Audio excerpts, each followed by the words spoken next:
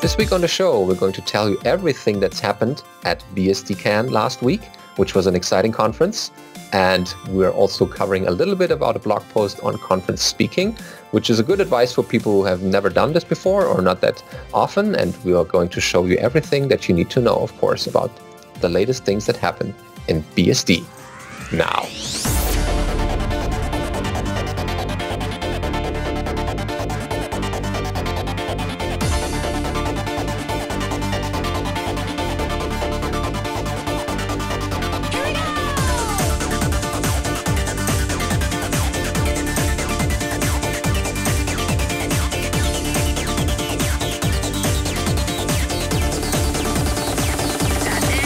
BSD Now, episode 198, BSD North, or You Can't Handle the libtruth, recorded on the 14th of June 2017.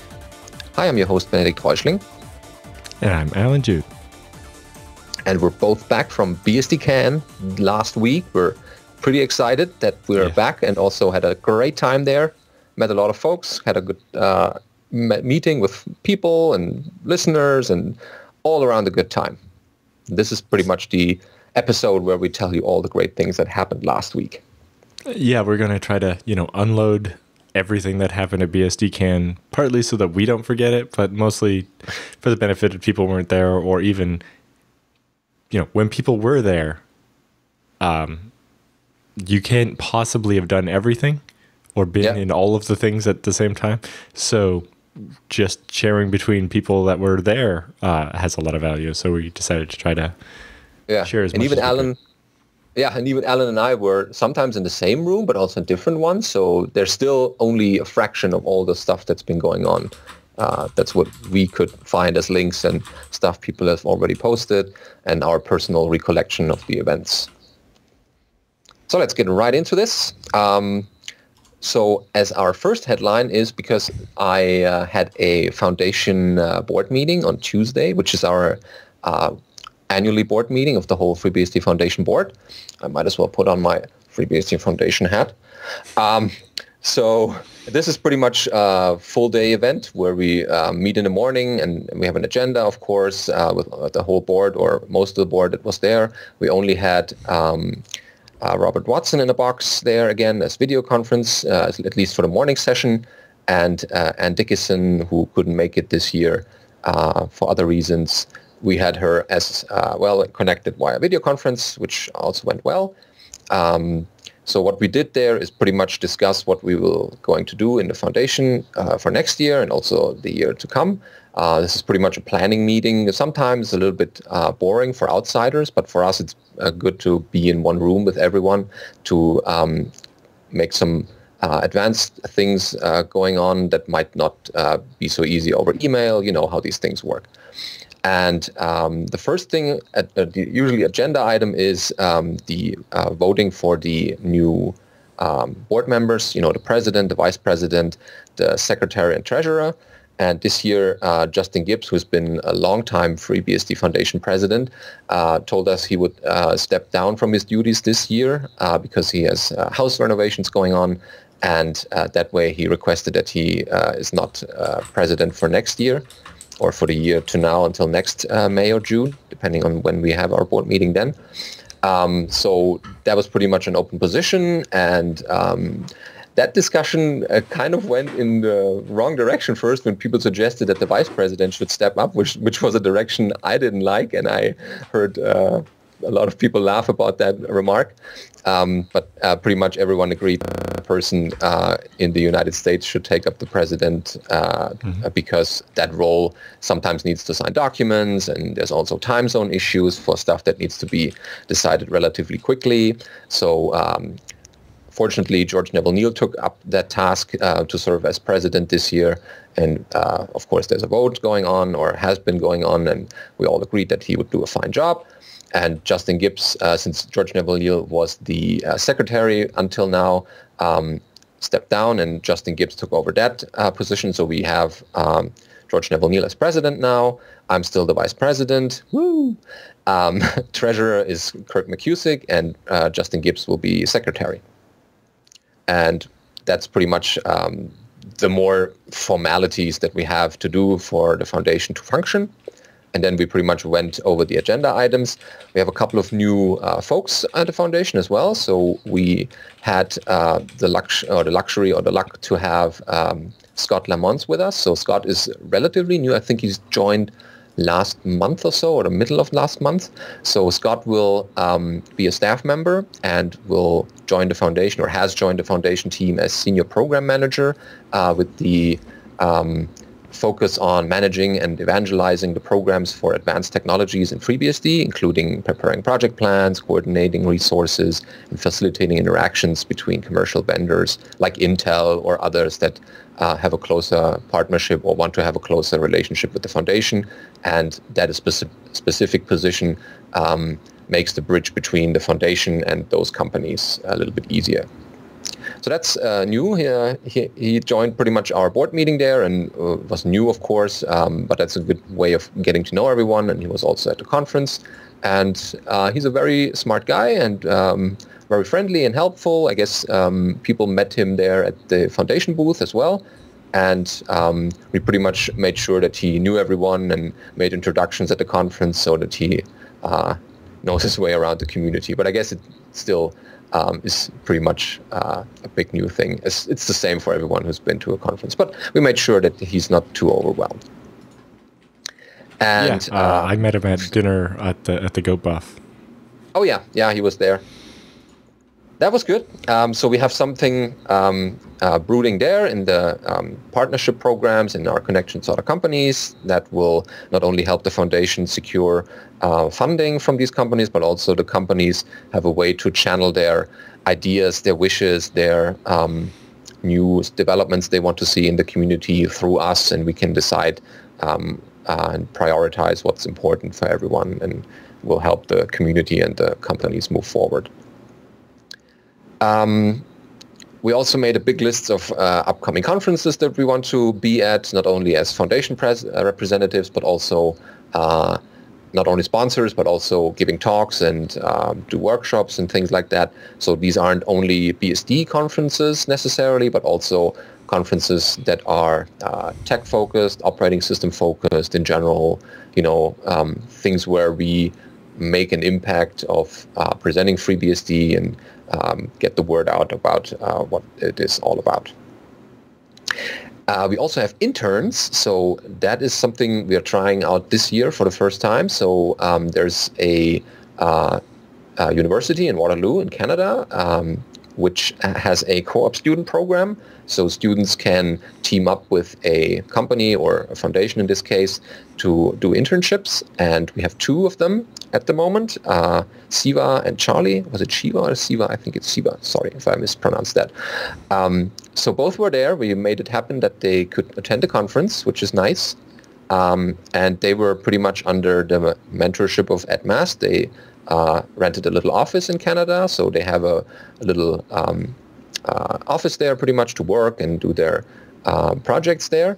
And one of the students had his project brought with him, which is a nice tinderbox dashboard. We put that out at the foundation table, so a lot of people saw that, I guess. So this is pretty much a BeagleBone Black displaying the current status of the tinderbox run and the the Jenkins output. So we can see red light if something's broken and green lights if the build went well. And this is pretty much done with all embedded components, and which is nice. So we have a little picture frame where this display is being embedded in, and you can pretty much see the build status like on your desk, or if you just want to have a quick glance on it. That's pretty nice, and you find the detailed instructions how that was built and what kind of source changes you need and everything to build one of your own in our FreeBSD Foundation blog post that we put up there. And the co-ops are still going on, so we might see some more updates in that regard, and which is exciting. So this is something we are also doing as part of outreach and teaching students about what FreeBSD is in development terms, and maybe they will join later on as developers, which is our hope, and do good work in that regard. So that's a different way of bringing people into the project and community, and I guess they had a very good time at the conference themselves. they shot a lot of pictures. They helped out at the foundation booth, which was appreciated, and talked to a lot of people about what's cool about BSDs in general. Yeah, I get to meet them at the newbie orientation session, which I guess we'll talk about in a minute.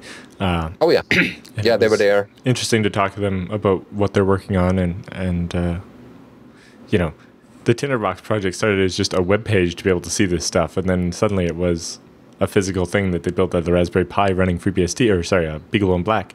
I thought that's really cool. Yeah, it's like a little magic mirror where you could like put up weather and greetings of the day or a quote of the day, and that you can pretty much display everything if you have the basic components there. And it's all done with FreeBSD, and that's a nice section of development work. We're seeing that this is actually quite easy to do with a couple of components. Next up, so in parallel, this was a little bit coordinated depending on how far we got with the board meeting. The foundation put out a call for project proposal solicitation for 2017. So this is a proposal for work relating to any of the major subsystems in FreeBSD or infrastructure, and people can propose projects they or other people can do, and we fund these projects if they are accepted, and focus on really getting some of these components that might have been a little bit neglected or have a more focus in the community, and we find no one currently to do them, then you could get foundation funding for that to get this moving ahead. Yeah, so if you have an idea on something you would like to do in FreeBSD and it would help the whole community, then you can propose the project to the FreeBSD Foundation and they might decide to fund it. The deadline is July 14th, and they will announce the accepted projects in August. Mm-hmm. That might be something we'll cover in August and see what projects made the run.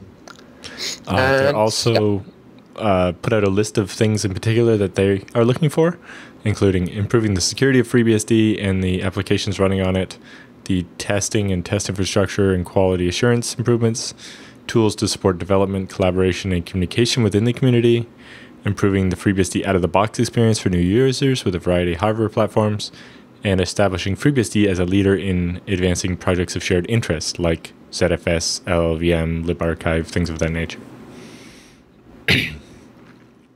Yeah. I have all the details here and the form to fill out if you have an idea. Mm-hmm. And this is pretty much what we do with the donations people do as well. We put the money forth into the project to get certain areas developed. And we saw this already in previous years, what kind of subsystems were developed. And this is a good way of not only developing stuff for the foundation, which you normally wouldn't have time for, or you need the specific time and still getting paid for it to develop those. So we'll review that in August, I guess, when the decision has been made. In general, it's specifically after the type of stuff that isn't of interest to a lot of the vendors in particular. There's not something that somebody would normally work on for their day job, but something that FreeBSD needs. And to kind of fill that gap of not the general stuff or performance enhancements and so on that lots of the other people in the community are already working on, but the type of stuff that doesn't get worked on voluntarily. Yep. Other than that, we also put out a couple of deadlines for travel grants for some of the upcoming conferences. And one just expired for BSD Cambridge. Was that extended? Maybe? I don't think so. So that's pretty much coming up in August, the 2nd of August. Yeah, 2nd of August until the 4th. And we need a couple of weeks before that to, get the grant money flowing into the right hands for the people who signed up for a travel grant. If you want to go to BSDCan and need assistance, you need to apply by July 20th. Mm-hmm. And if you want to go to EuroBSDCan, you need to apply by August 2nd. Yeah, those are the dates. And it's pretty much filling out the provided Google form, providing a reason why you want to go and why you need the travel grant, and some dates that we know when you're going to travel and things like that. Why it would be useful to the project to have you there, that type of thing. Yep. And that's pretty much how we support the project as well, because some people are like, I would go to that conference, but I'm a little short on money there, or the hotels are expensive, or the flights, and we might put you there with the right amount of money. And if you agree to write a little blog post afterwards for our blog and a trip report detailing how it went, then we're all happy that you did go. And if there's something coming out of it, like a new development project or new code that you wrote at the conference or afterwards, then everyone benefits from that. So don't be shy of filling out those travel grant forms.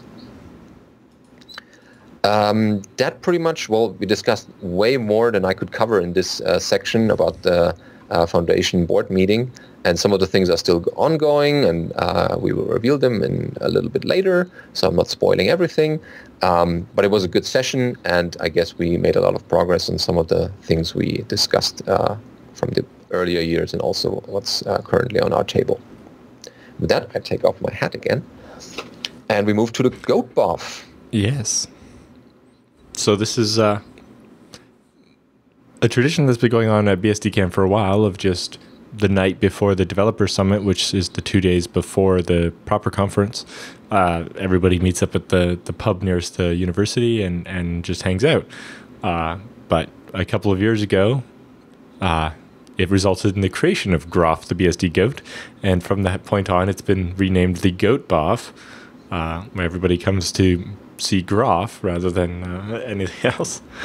And so you can see here, Groff proudly displayed from the ceiling of the Royal Oak.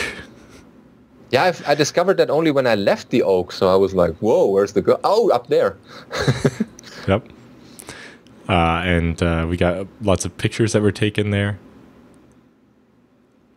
Yeah, usually everyone wants to get a shot with the goat together. Mm-hmm. Lots of people. And it's a good way of, getting back to everyone where everyone is, everyone arrives, and it's a good way of starting the conference in a nice and friendly atmosphere. Yes, and then Michael Dexter showed up in camouflage instead of his usual tweed. I didn't really knew what he was, because he was sitting across me, and it was like, I knew this guy, but where? Which conference was? Oh, it's Dexter. It took me a minute to catch on who it was as well. Yeah, he pretty much blended in as a Canadian. Mm-hmm. I couldn't stay long for the goat bath. Yeah. Yeah, there's lots of people meeting up and hanging out. It was a good job. Mm-hmm. Yeah, it's always a nice event, and I think this is going to become a tradition now, or already has. Yep. So that evening, if I had not enough meeting until now, then I had already. So in that evening, in the board meeting, since a couple of years now, we have the FreeBSD Journal editorial board meeting. So this is pretty much the editorial board meeting at one of the conference rooms in one of the nearby hotels, sitting there and discussing the upcoming issues for the FreeBSD Journal. And that's also a way of, planning ahead what kind of new issues we're going to put out, or what articles we want to write, or what kind of people could write those articles. And we pretty much covered everything, or at least planned up ahead until the beginning of 2019. So there's an editorial calendar we need to fill out, and we know that in, let's say, 2 or 3 months, this and that specific issue will come out, and a new topic is presented there, and we try to see when a new major release of FreeBSD coming out, which we want to cover in a special issue. So we planned a little bit ahead for FreeBSD 12, which might be a little bit far ahead, but still something we want to focus on. And then also discussed what other things we could do for the journal as well, like new sections, like we could do a regular column about certain topics, which would post some editors to become regular writers if people like those. And we also want to make the journal a little bit more user-friendly, because we got some feedback that people like the content. It's very technical and very deep dive into specific topics, but it's also, if you give it to a beginner they are like, it's good, but it's very technical and goes very deep, and I don't understand that much now. So we want to have some introductory articles, some how-tos and tutorials. So this might be something we will do in the future.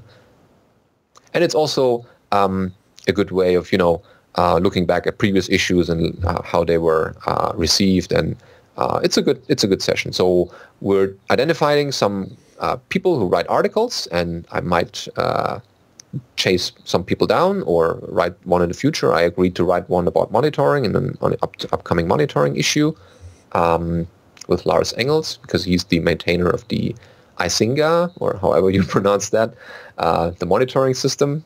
And that's something I'm going to write with him. Cool. When do we get to see the calendar for 2018? So usually, do we put them out somewhere on the so the calendar for 2017 is up on the journal site, but I guess, we're not very close to 2018 yet, so. Okay. Tell you what, I'll make that happen, and it's going to appear on the Foundation website with an update, and we'll cover it in a future show. Cool.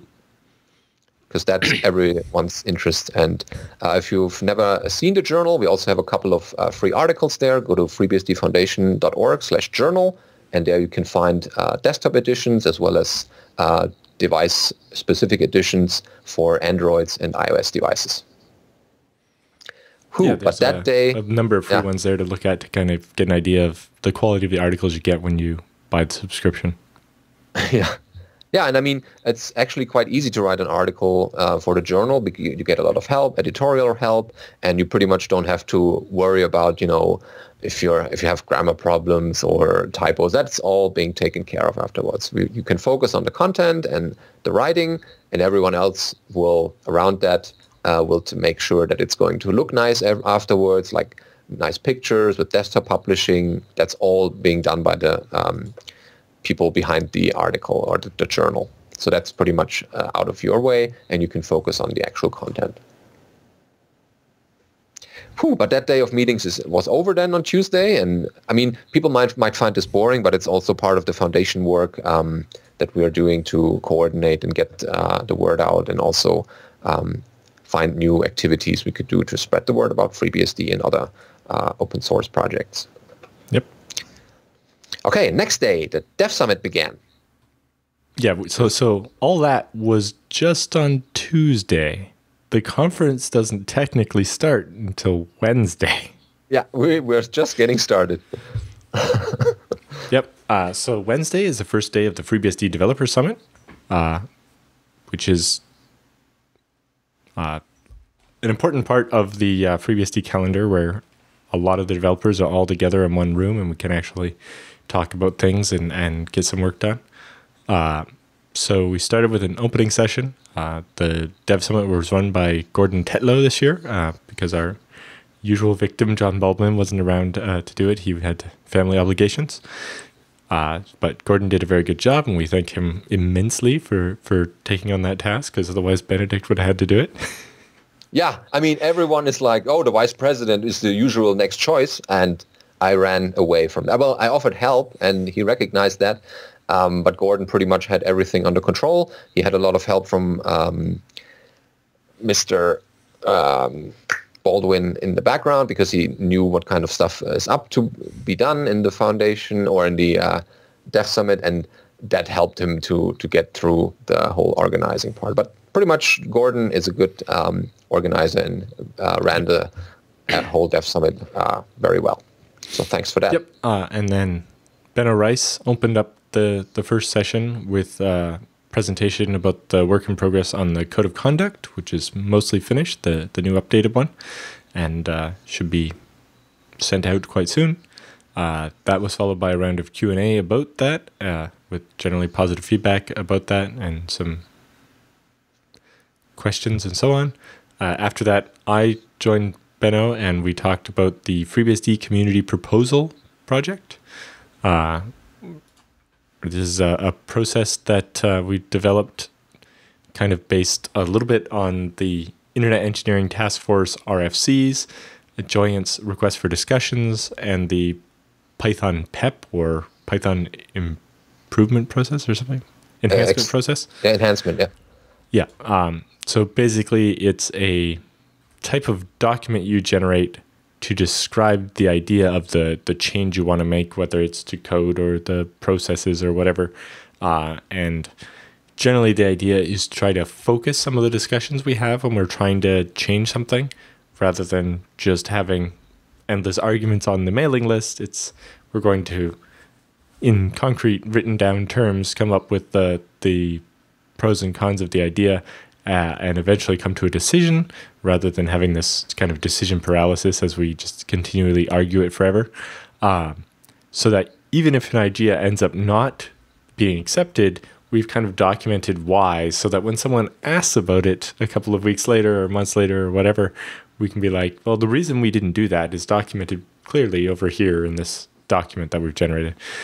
But in general, the idea is to make sure we've actually collected and documented the feedback about the idea, and that the ideas we go ahead with are thought out and written down properly before they happen, because that tends to make it go much smoother. Yep. And then, so we have the very first proposal is FCP number 0, which is the guidelines on how the process actually works. But there's also a template for you to write your own, and all the information you need. And we're going to start seeing this process be used very soon. Yeah, we're excited about that. And many people already behind the scenes were like, I'm writing an FCP for that and for this. And I guess this is going to work out well. And hopefully we can make some progress on some of the ongoing discussions we've been having for a couple of years, and put this in the right direction. Yep. So that went over the until lunchtime, and no, after so after our break, we had an update from Intel. Right, that was before lunch. Can you talk about that one? I had to step out and take a business call for that. That one was a presentation. Is it on the wiki already? I hope so. So that's a presentation from Intel about their new QAT. Which is a Quick Assist. It's a crypto offload onto a card. Yeah, exactly. And that's finding some support in FreeBSD, or the talk was about how to integrate those components into FreeBSD, and making sure that there's a good support in Intel or in FreeBSD as well, and providing documentation for it and code samples so people know what it's all about and how they can use that in their own projects. Surprisingly, there was little questions, actually none to that one, but I hope we will get the slides later on so we can maybe cover this in the future. And in general, it's good that Intel gave a talk there to put forward some of their technologies, and I think we had this last year also with their non-volatile memory, I guess, if I'm not mistaken. I can look that up.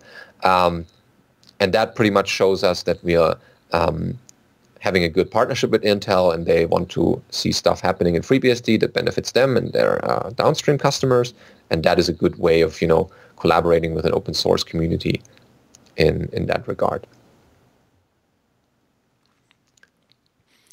Then after lunch, we broke up into working groups. There was one about Bare SSL, which is an embedded focused alternative to OpenSSL. There was a ZFS working group, which I went to, and a transport working group about networking and TCP/IP and so on. Yep. So we both attended the OpenZFS working group. Well, you pretty much would have guessed that already. And it was very good. Matt Ahrens ran that one, and also we had a good number of people attending that one, including George Wilson, who was also at the conference. And he pretty much chimed in at specific things where he had stuff written for OpenZFS in specific areas. Yeah, so Matt led the group, and we talked about features that have recently been committed, pull requests that are coming in, stuff that's out for review, and stuff that's coming up down the road. So features that have come into FreeBSD recently include the compressed ARC, which allows you to keep blocks of memory already compressed. In OpenZFS, although I'm not sure if it's in FreeBSD yet, is compress send receive. So when you're doing replication, if the blocks are compressed, they stay compressed as they go over the send stream instead of having to be decompressed and then recompressed on the other side, which helps a lot. Under recently upstreamed in OpenZFS, Matt talked at length about his recent commit to improve RAID Z write speeds. So it turns out what happens if you use large block sizes with large sector sizes on your hard drive, RAID Z has padding, right? So all allocations are divisible by n plus 1, where n is your level of redundancy, like RAID Z2. So in RAID Z2, all allocations have to be divisible by 3 blocks, because that's the smallest allocation you can have in a RAID Z2, and you don't want to leave a single or 2 blocks of space that you could never use, because you wouldn't be able to write 1 block in the 2 parity blocks. So an optimization in ZFS said that, for the padding, we don't actually need to write zeros to the disk. We want to do less work, so we'll just skip writing those sectors. And there's an aggregation thing that figures out when you have a bunch of blocks near each other and combines them all together. But when you use a large block size, you're bigger than the limit of that aggregation. So it means that when you're writing a bunch of these large blocks to disks, you'll tell the hard drive, write a bunch of blocks, skip 2 or 3 blocks, then write a bunch of blocks, and then skip a couple blocks. It turns out with regular spinning hard drives, this is a lot slower than if you actually did write out those 2 extra blocks with zeros. So they've changed the code around a little bit and declare those padding sectors as optional writes. And if they're optional, they always get aggregated. So if you're writing a 1 megabyte block, 2 empty sectors, and a second 1 megabyte block and 2 empty sectors, you won't skip the ones in the middle, causing the hard drive to have to do more work. You'll upgrade them to just writing out the zeros and write the whole block, and it will be much faster. We covered this one in more detail recently when we covered the pull request when it went out on GitHub. You can see all the graphs and stuff. So if you go back a couple of weeks, you'll see more information about that one. The other one that's come up in OpenZFS but isn't in FreeBSD yet is ABD, which is the ARC buffer data. So this is a way to use scatter-gather lists for memory. So instead of having to allocate large contiguous blocks of memory all the time for ZFS, it allows you to do this in regular 4K page sizes. And so instead of needing to find a giant contiguous area of free space, it will use a bunch of smaller ones and build it together into this bigger block. Your main advantage here is that especially if on your pool you're mixing a bunch of different block sizes, this can cause quite a bit of memory fragmentation, because you have one region where you're trying to optimize for 16K blocks, and then another one where you're doing 128K blocks, and you can end up wasting a bunch of space. Well, not wasting, having a lot of memory fragmentation and having performance issues there. So ADB lets you do this in all small chunks and just link a list of them together to make a big enough chunk. It's not that important on FreeBSD because the way our memory allocator in the kernel works is better at handling this type of issue. But on Linux, it was a really big deal. So that one will come into FreeBSD at some point, although it might be optional, since it might actually not be that useful on FreeBSD specifically. Then in the stuff that's in progress, and we're hoping to see land relatively soon, they talked about the native encryption work and what's needed for that. And we talked a little bit about what FreeBSD needs to do to be able to support that.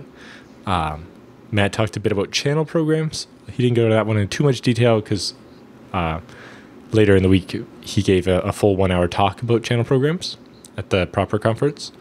They talked a bit about device removal. That feature is mostly done. It's just only ever been reviewed by people that work for Matt, and he would like to have some outside reviewers. But this allows you to remove a stripe or a mirror from a pool. It basically finds the data that's on the disk, moves it to a different disk, and creates a mapping. And so the virtual device is still there, but allows you to actually remove the hard drive and shrink it the size of a pool. Oh yeah, a lot of people were looking for that one. Yep. They talked a bit about a redacted send and receive. This is a way to make a special kind of a clone of a database or similar data set where you overwrite certain information with zeros. So in the example, if you have a big database of customers and you want to back that up, but you don't want the certain sensitive data to get backed up to, say, the cloud, right? So you clone your database, then you go through your database and overwrite everybody's credit card numbers with zeros or fake numbers or something. It allows you to back up all your customer data and all the records, but redact out the credit card numbers. Yeah, or the passwords. Yeah, or whatever you don't want to send. And then you can do incremental sends using this masking technique to just say, don't send this set of data. Just send everything else. Mm-hmm.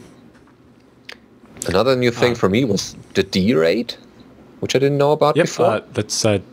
I'll get to that one in a second. Getting ahead of myself. Talking about the new trim support in ZFS. So currently, only FreeBSD supports trim for ZFS. And this is a new ZFS-specific way to do it, and it's a little bit better than the way FreeBSD does it, so we're looking forward to getting that in all versions of ZFS. Then there's the faster scrub and resilver work, which is very interesting.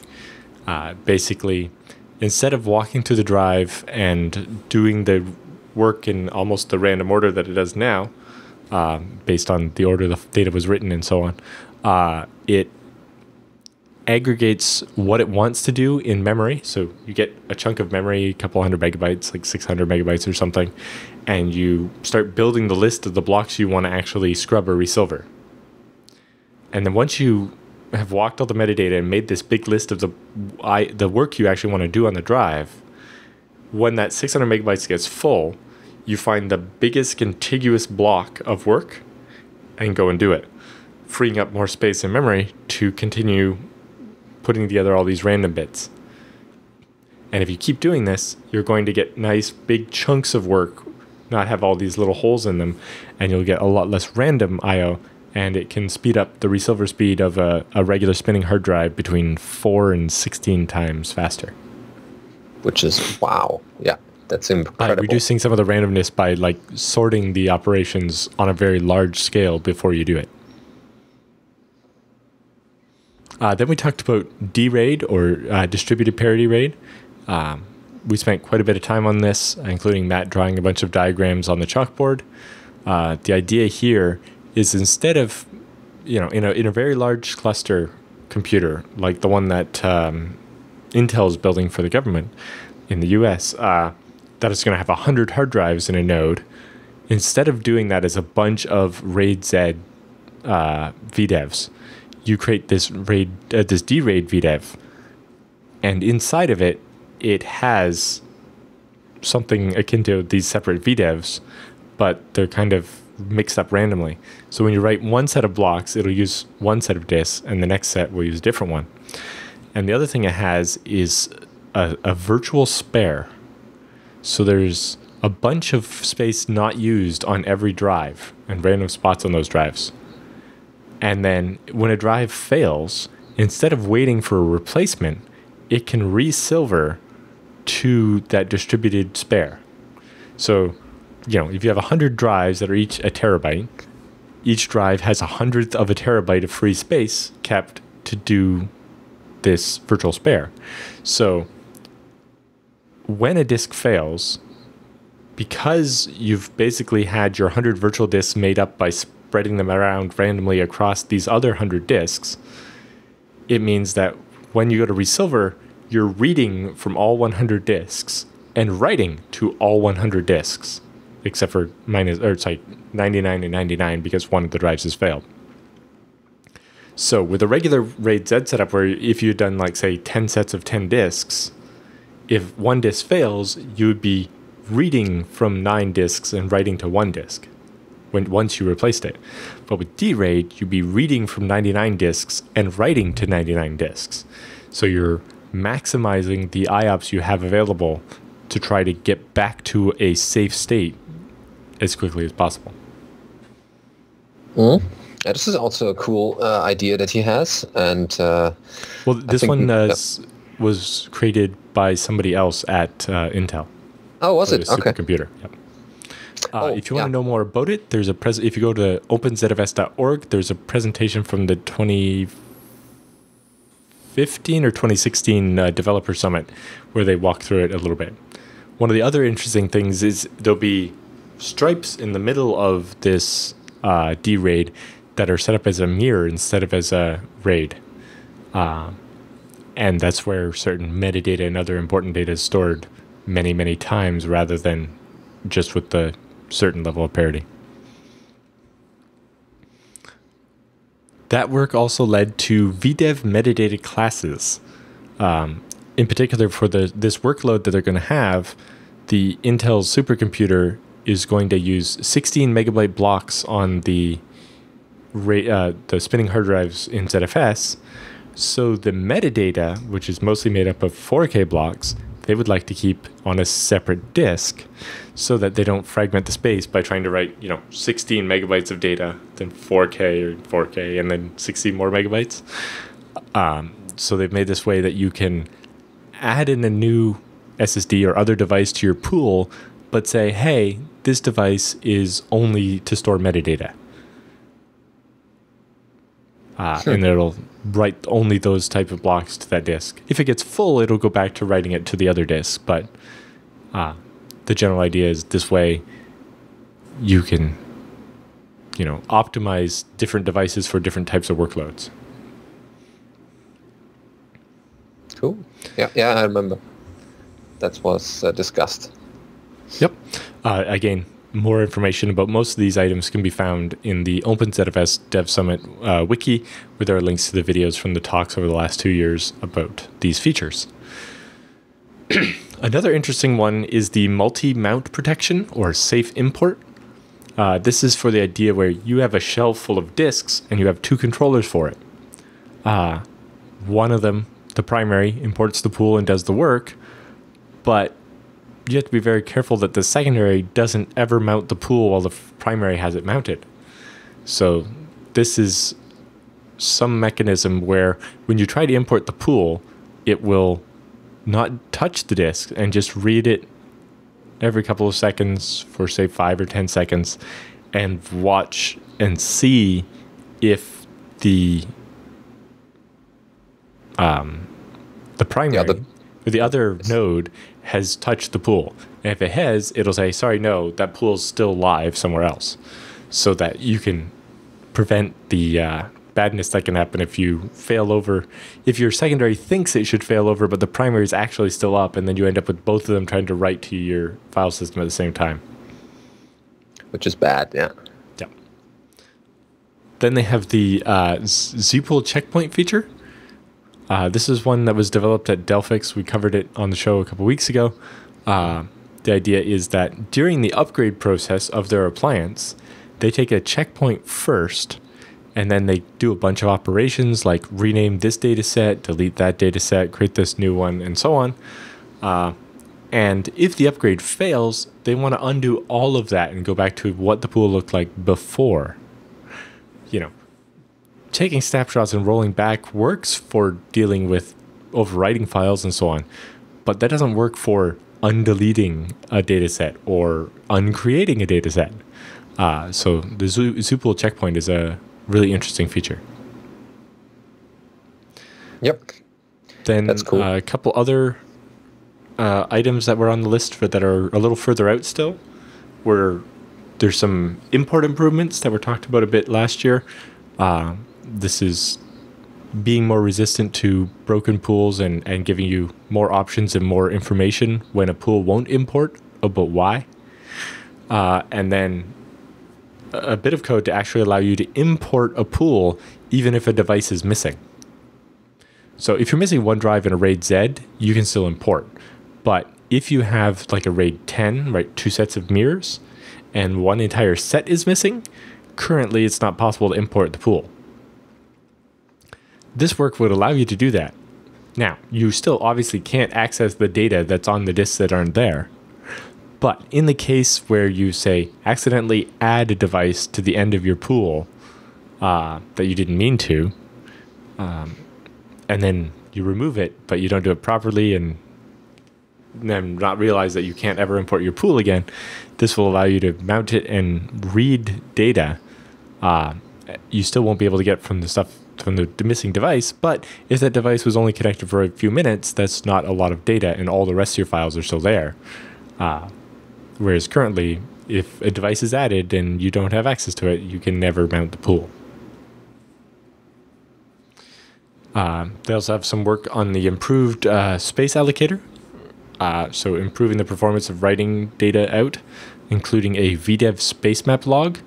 So we can write to it in a log format instead of having to update it atomically quite the same way. Some ZIL performance improvements so that, especially when you're writing to really fast devices like NVMe and so on, that you can get the best performance that the device can offer rather than being locked by ZFS. Mm-hmm. In particular, because of the way the ZIL works, you're always waiting for the previous allocation to finish before you can do the next one. And this one would allow you to have the other work below finish. It wouldn't report that it was finished until it was done because things have to be returned in order. But it would allow more of the work to happen at once, which would be good. And then there's the persistent L2 arc, which is, across a reboot, it'll reload the data in the L2 arc, reloading the pointers from the arc to the L2 arc instead of losing those, so that, the stuff you cache to your SSD across the reboot will still be useful. Yeah. And it depends on whether the persistent L2 arc will be something that's developed differently. If the non-volatile memory storage might be coming out sooner, then you pretty much have that. If you have such a device and put the L2 arc there, then you have a cheap version of that. Well, most of the NVDIMMs are still treated as separate storage rather than RAM. Right. But it still will have the contents of after the reboot. Right. Well, most L2 arcs are SSDs or NVMEs today, and the data is still on the device, but ZFS just ignores it because in order for it to know that it's on the device, there has to be a pointer in the arc in RAM saying, this data block is actually over here on the SSD or whatever. Yeah, the references are missing. Yeah, and you don't want to block booting while you reload those references. So in the end, the persistent L2 arc will not help your machine boot faster, but as it's running in the background, starting at boot, reloading the stuff from your L2 arc, it will definitely give you back a lot of the performance you expect from your L2 arc a lot sooner. Yeah, the cache heats up, and yeah, that's cool. And then the last item that was discussed was Z standard compression in ZFS, which is the one that I'm working on. And we'll probably have that in FreeBSD as part of the OpenZFS project first, and then if that works properly, then it will distribute to the other downstream consumers of OpenZFS. So we were probably the ones doing the work in that. Yeah, so the plan for that one is I'm going to finish the Z standard compression work, commit it to FreeBSD. Once it's proven stable in FreeBSD, it will be upstreamed to OpenZFS. Mm-hmm. That's very cool. I look forward to that. And then we had a break because that session went 3 hours, and after 1.5 hours, Matt was pretty, after speaking and explaining all these features to us, we had a break. And then we pretty much gathered some other ideas from the audience, what kind of new things we could do in ZFS. I asked a little bit about, ZFS training materials and documentation for newbies that might still need to learn about ZFS, and ways to collect those and give them out at a central position or a central repository where it's easy to point to and people to find it. And other ideas. We didn't record those sessions, but we pretty much covered everything in that session. And I guess we have a couple of write-ups from the other working groups in that week or on that day. they might be on the FreeBSD wiki already. People are still recovering from the travel, and they'll put up notes in the wiki as they recover. So might cover some of these in a future episode. So that was day 1 of the Dev Summit. Day 2, so the first 2 days of the Dev Summit are the same days that are the days for the BSDCan tutorial. So there's a bit of overlap, which is why on day 2 we usually have the FreeBSD 12 Have Need 1 session. And that's usually run by George Neville Neal, but he was teaching his dtrace tutorial, and hence he couldn't make it. So Ed Mast filled in for that, and Gordon also helped out in that session to write stuff down on the chalkboard. Mm-hmm. And that had pretty much a number of features that various people have put forward and are in the process of building. We discussed those, and with an eye towards an upstreaming, and also whether they are feasible to be put into FreeBSD 12, or there's actually a time frame for that. So FreeBSD 12 at the current planning process, which is still relatively rough, is going to be in early 2019. And as we move forward with the development process in head and cutting certain parts of the release off at a certain point, we will cover those. But this session was pretty much what kind of things we want in that release, what kind of stuff people already have, and also some of the needs were identified, and to find people that could implement those or help with them. Yeah, part of this it's kind of part of the vendor summit. The idea is that vendors tell us about features they have, and we decide whether we would want that upstream, and most of the time it's yes. And then we kind of discuss, here's something that I want. Does anybody else want it? Maybe these 2 vendors and the foundation can collaborate to build this feature. And what do we need? What are things that we really, because of other reasons, we've really end up needing for 12, like, we've removed the GNU debugger from base. So that means by time 12 comes around, we're going to need a kernel debugger in base. So, KLODB or whatever. Things like that, yeah. And it's also good to, we put down the list not just for us and to forget about it, but we take pictures afterwards and put it on the wiki to see the progress going on, and see whether some icons have been fixed in future conferences or Dev Summits, where we will put them out again and see, this has been fixed in the meantime, or this is not an issue anymore, or the issue is still ongoing and we need to work on this much more. So we have those done from previous BSDCans, and we always compare the notes and see what's still left to do. And that's why this session is so important. And after the break, there was the vendor summit, as Alan already mentioned, that ties into the Have Need 1 session. But this one gives vendors a better way, or a better outreach way, to connect with the community and telling what they need in their downstream versions of FreeBSD, what they're using, and also what they can offer to bring into the project that's not under an NDA, or that's not too critical that it should be kept secret, and is better also served into the FreeBSD project, since that can be maintained in there. Yeah, there's a lot of work that happens at vendors that they're perfectly happy to upstream, and it turns out, hey, that's useful to 2 other people, so let's get it in there. So a lot of collaboration between the vendors to make everybody's life easier, and to make FreeBSD a better project for everybody, but also to make it work better for those vendors, so that they'll keep working on FreeBSD and keep employing people full-time to write code for FreeBSD. Mm-hmm.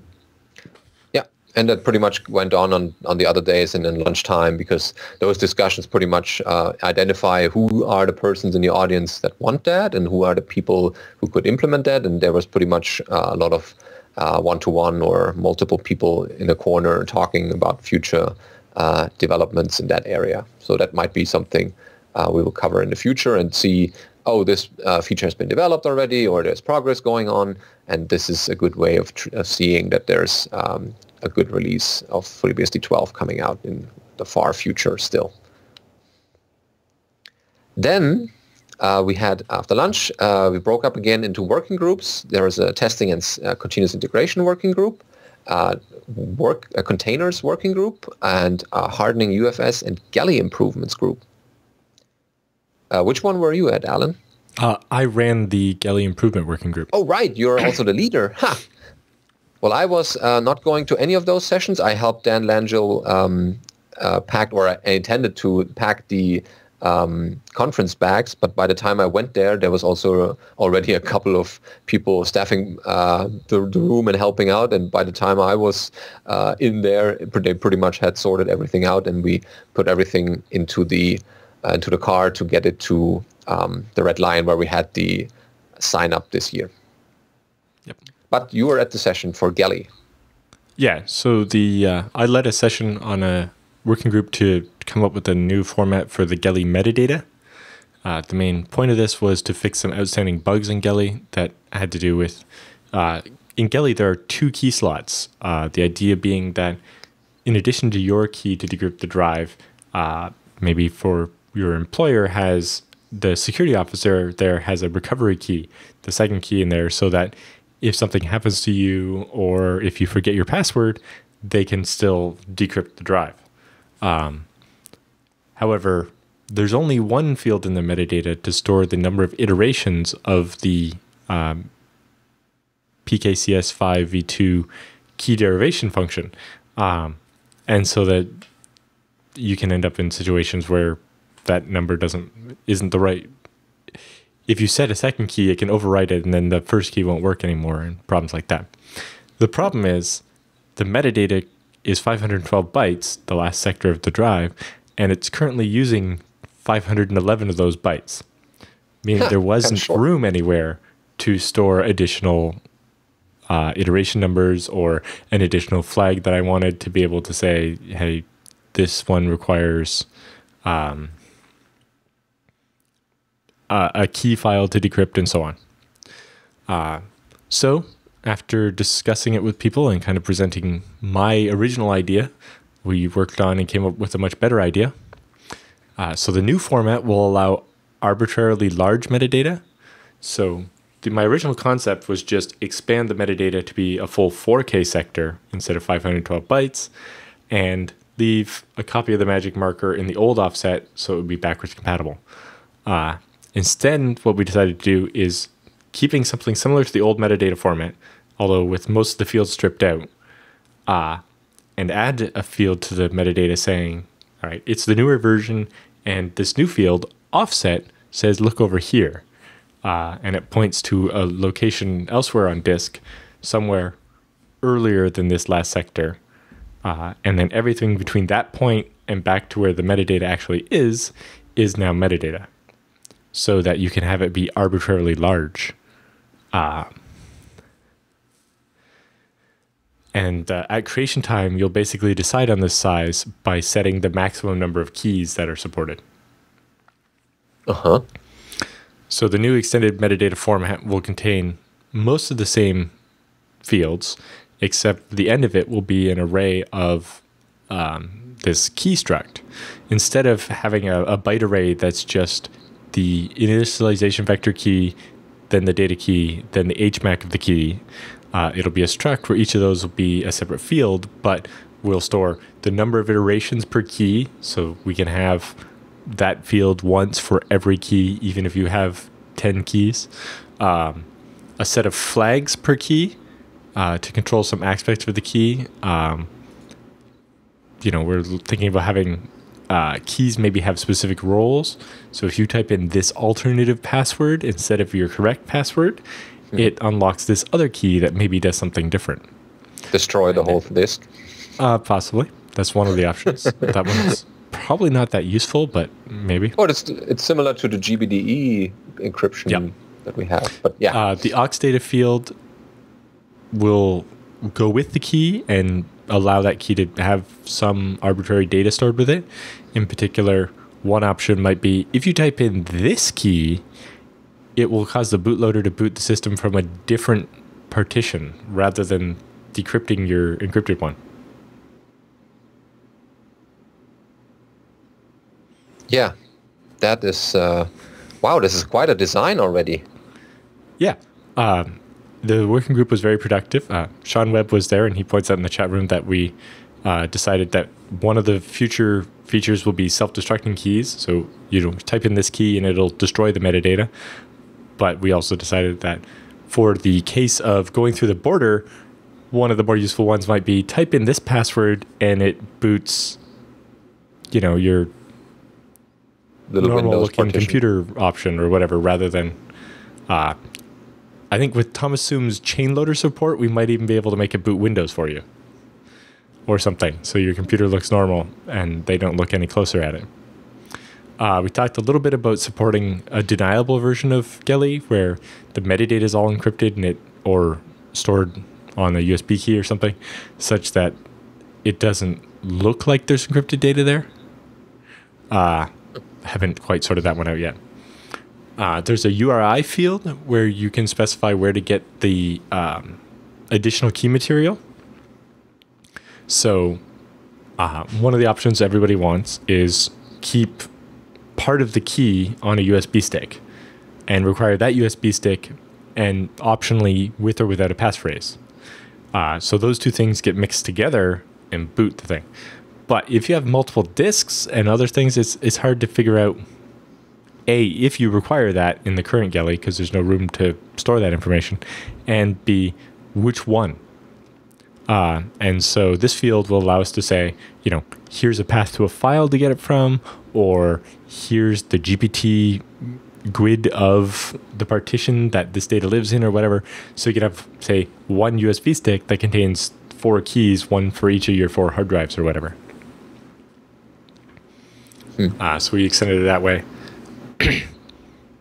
And then the 3 parts of each user key are stored separately, right? So we have the IV key, the data key, and the HMAC of those are all stored in separate fields now instead of just concatenated together, which in the future would allow us to have different hashing algorithms or whatever. Then all of that main metadata stores information including how many keys you're going to have and so on. And then the entire metadata has an HMAC over it verified with the master key so that you can make sure that the metadata hasn't been modified maliciously as well. So with all those bits and a little bit of work, I think we'll have a very nice design and support all the bits. There's also a presentation by Ken Mary about SEDutil, S-E-D-util, which is a tool for managing your self-encrypting drives. So certain drives you buy from regular manufacturers like HDST or Seagate have this option where they encrypt everything on the disk and then use SEDutil to change the keys. This allows you to do something like, I wrote all this data to the disk, but I'm now changing the encryption key, so all that data has basically been destroyed in 1 second. I didn't have to overwrite everything. I destroyed the key and replaced it with a different one. So any attempt to decrypt that data will use the new key, which will just return a string of gibberish. Mm-hmm. So are you guys starting to develop this now, or just decided who does what, or is this just a planning session? For the new metadata, we mostly just planned it, but I think I'm going to do most of the work. It shouldn't be all that much. Oh, okay. And, I've got most of the context for it still in my head from doing the original Geli boot stuff. But that also led us into our other discussion, which was implementing Geli in the UEFI loader. Eric McCorkle's done most of the work for that, and we got some extra volunteers, including Sean Webb and Manu Dado, to agree to review the code and to test it out, and we're working on solving the last couple bugs there, as we really hope to get that committed soon as well. Great. And then extending it also to support this new metadata format, and make it so that you can boot from an encrypted disk and control everything with the USB key and so on. And then maybe looking at if a YubiKey can be used in this context as well. Yeah.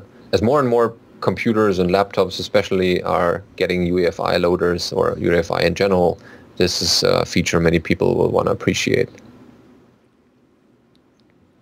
Yep. Then I stuck around after the Dev Summit, and we had the Newcomers Orientation and Mentorship session, which was run by Michael W. Lucas.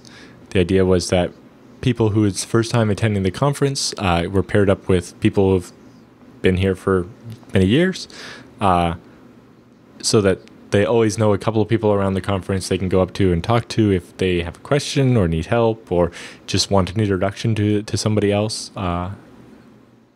and so on. So make sure that the newcomers are having a good time, but also getting the most out of the conference.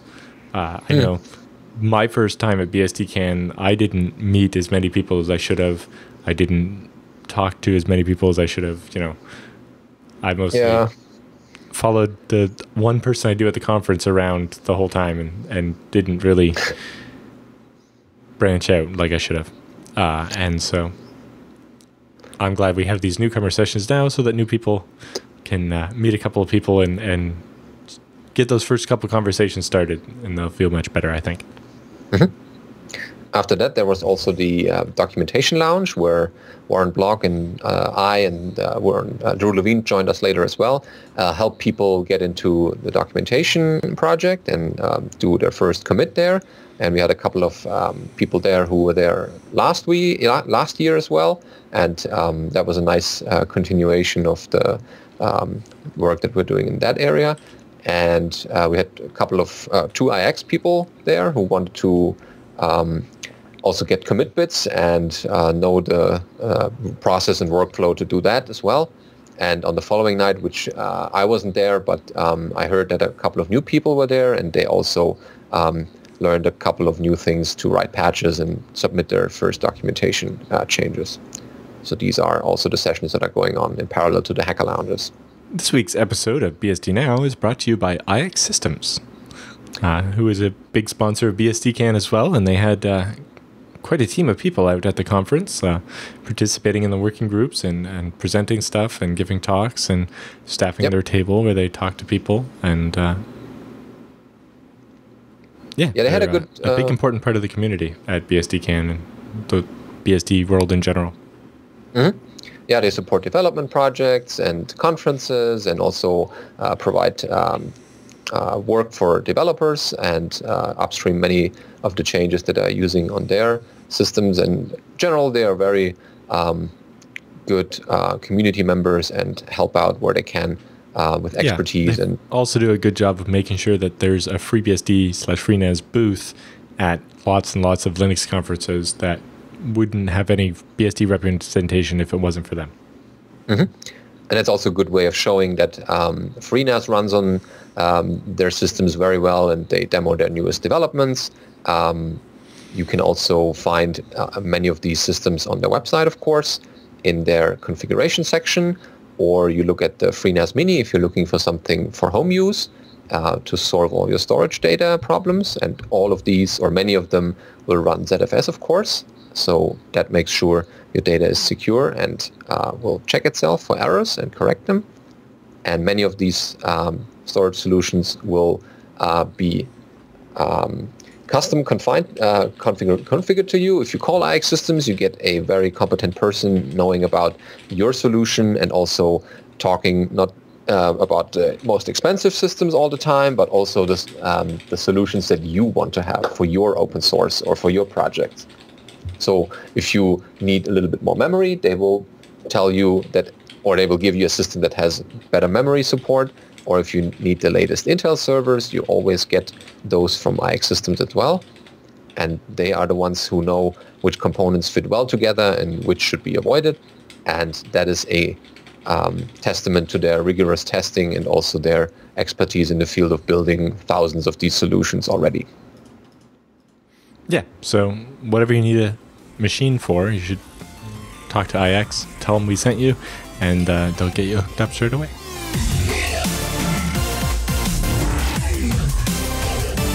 So that was just the first couple of conference days, because now the actual conference starts. So the Dev Summit is over now, and the tutorials have pretty much unwinded or have finished.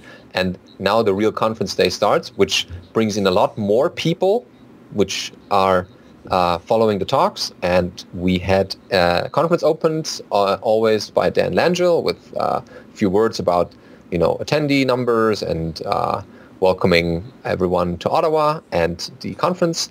And then we had a keynote by Dr. Michael Geist. Geist actually means in German ghost, which is interesting. But he has a very outspoken man, a very interesting conversation that they had afterwards with the audience.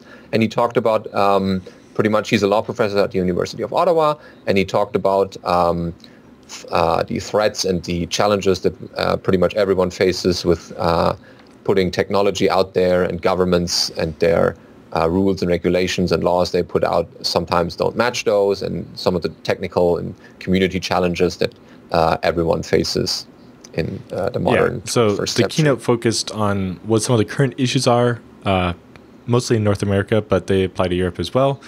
And in particular, how the technical community needs to get involved at all the levels of that.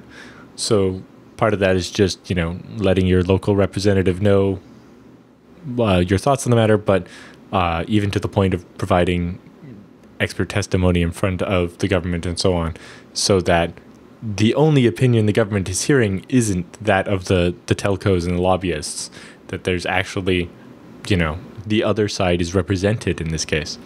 In particular, one of the interesting bits he passed on was that in Canada, the number of letters to your representative it takes to get them to pay attention to something is actually really low because of the level of apathy, I suppose. And this is in particular where people don't bother to do that very often. And so when they do, it gets some attention. But we talked about, making sure that we don't see the kind of embarrassing looking things where you see a politician announcing some thing, and then when they describe it, it's literally just the talking points they got from the lobbyists, because it's the only side of the argument they've heard. And so, they don't have any other information to go on. And part of that is maybe a failing of the technical community to explain that. Now, on the other side, one of the questions asked at the end was, how do we, this kind of semi-organized technical community, try to fight back against telcos and so on with teams of lawyers and infinite time and money and a lot more motivation to have this go one way or the other? Yeah, those were some questions asked, and he had some good answers for that as well. And Dan Langell actually mentioned at the end, it's going to get interesting when the introverts show up. Yeah, it's kind of so the question period for the keynote ran quite a bit over time, which skewed the conference for the rest of the day.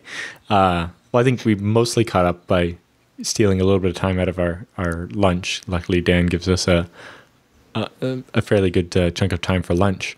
But, we knew the keynote was good when the questions kept going long after the keynote was supposed to end. Yeah. And it was a good keynote. So people were also talking afterwards to him, and then split up into 4 parallel sessions. Yes, BSDCan had so much content this year. We had 4 rooms running concurrently. For the first set of talks, I didn't really have a choice. I had to go to the one in the big room because it was the one I was giving. So I talked a bit about abusing SSH for ZFS replication and some patches I'm working on there. There seemed to be quite a bit of interest in some of those, especially the basic set that will hopefully be upstream soon, and then the more advanced set, which is a little more specific, but there were still a few people interested in seeing that happen into the HPN patch set. And I discussed with Brian Drury, who's the maintainer of OpenSSH on FreeBSD, exactly what would be the best way to integrate that with his work. Mm-hmm. There were actually 5 tracks at that point because there was some presentations from the Dev Summit. Michael Tuxen demoed Packet Drill, which is a script-based tool for testing the network stack by injecting packets and so on. Mm-hmm. I didn't go to any of the morning sessions because I was helping out at the foundation table, talking to people and handing out goodies and connecting with the community and talking to people there. Yeah. As is typical with BSDCan, I wanted to go to all 4 of the talks after that. BSD in 60 days was apparently a very good talk that I didn't get to see, but it was about implementing BSDs and various tools for Australian NGO and NFP health services. So running rural health networks and so on using FreeBSD. So I'm looking forward to seeing the video of that one. Emmanuel Vado gave his talk about FreeBSD ARM before the kernel.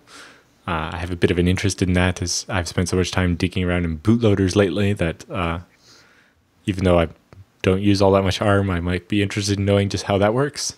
Then there was a dtrace internals talk. Luckily, I think I saw an earlier version of that at EuroBSDCan last year. By Arun, which was a good one. Yep.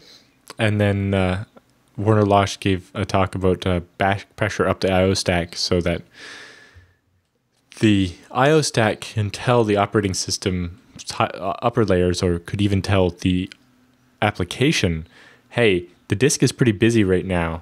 How about you tell me which work you need to get done urgently and which stuff's less important so that it can schedule things better. So that was quite interesting, and his work I've had a bit of interest in, especially looking at dealing with it in ZFS and making ZFS play fair, but also be as performant as possible. Mm-hmm. In the lunch break, there was a couple of birds of a feather session. One on Tor on the BSDs, Poudriere image BOF by Baptiste. And that one was about building VM images and cloud images using Poudriere. So rather than building packages, actually building images of the base system. Oh yeah, good. And the amateur radio and SDR didn't happen because the owner got sick of that, unfortunately. I was at the sponsors BOF, more or less by accident. But Deb Goodkin of the FreeBSD Foundation gave a little overview of stuff that the foundation is doing with regard to sponsoring and upcoming projects. And other projects also presented some of the ongoing sponsorship. For example, Hyper-V support for OpenBSD was presented there. And that got a couple of good claps because that was an exciting announcement. In the afternoon, there were also a couple of interesting talks. There was MP-Safe networking in NetBSD, current status and future direction, the realities of dtrace on FreeBSD by Brian Kidney, and building products based on OpenZFS using channel programs by Matt Ahrens. We touched on the channel programs earlier in the show, but this one got into much more detail about what channel programs are, and I attended that one. And in parallel to this was also adding wireless sensors to FreeBSD using a cheap USB TV sticks instead of a soldering iron. I'm not sure whether this one also didn't work, but I might be wrong there. I thought that was the one that was canceled and the BOF wasn't. I don't actually know. That could be, yeah. There might be some mix-up here on my part, but yeah, we'll see it in the recordings when they come out. And most of the session or the talk hosts have already uploaded their slides to the BSDCan website, so we might as well cover those in the future show if they are available. Then in the afternoon, after coffee and snacks, we had new talks. PF plus R domains create splendid multi-tendency firewalls by Philipp Bühler, who was the up-to-then goat herder at that point, and he promptly stuck up the goat at that table, which is nice. The other session was Where is IPv6 Going by Massimiliano, and the IT Infrastructure Community Norms by Julie Percival, and Continuous Integration of the FreeBSD Project by Li Wen. Mm-hmm. Followed by the OpenBSD Web Stack by Michael W. Lucas, telling everyone about HTTPD, CARP, and RelayD, which he finished a book and had for sale at the conference as well. There's also a talk by Mihai Karavas, Safe Restore feature for Beehive x86. I went to that one. It was very interesting to see how they're working through the issues to actually be able to pause and resume a Beehive. Yeah, we support Mihai and this university work by sponsoring some of the students with foundation money to get some certain features into Beehive. And that is an interesting collaboration that we do with universities, and we might extend this type of collaboration with other universities or with that one in the future, depending on how good it works as a model. The State of Network Security Tools on BSD by Michael Shirk was also in that talk slot. And Debugging the Debugger, Sami Bara, which prompted me to pretty much prompt other interesting titles like Compiling the Compiler and things like that, Linking the Linker and things like that. But that was also a good talk, like what kind of errors you can find in the debugger and how you can debug that if you like. Chicken and egg problems like that are interesting to solve.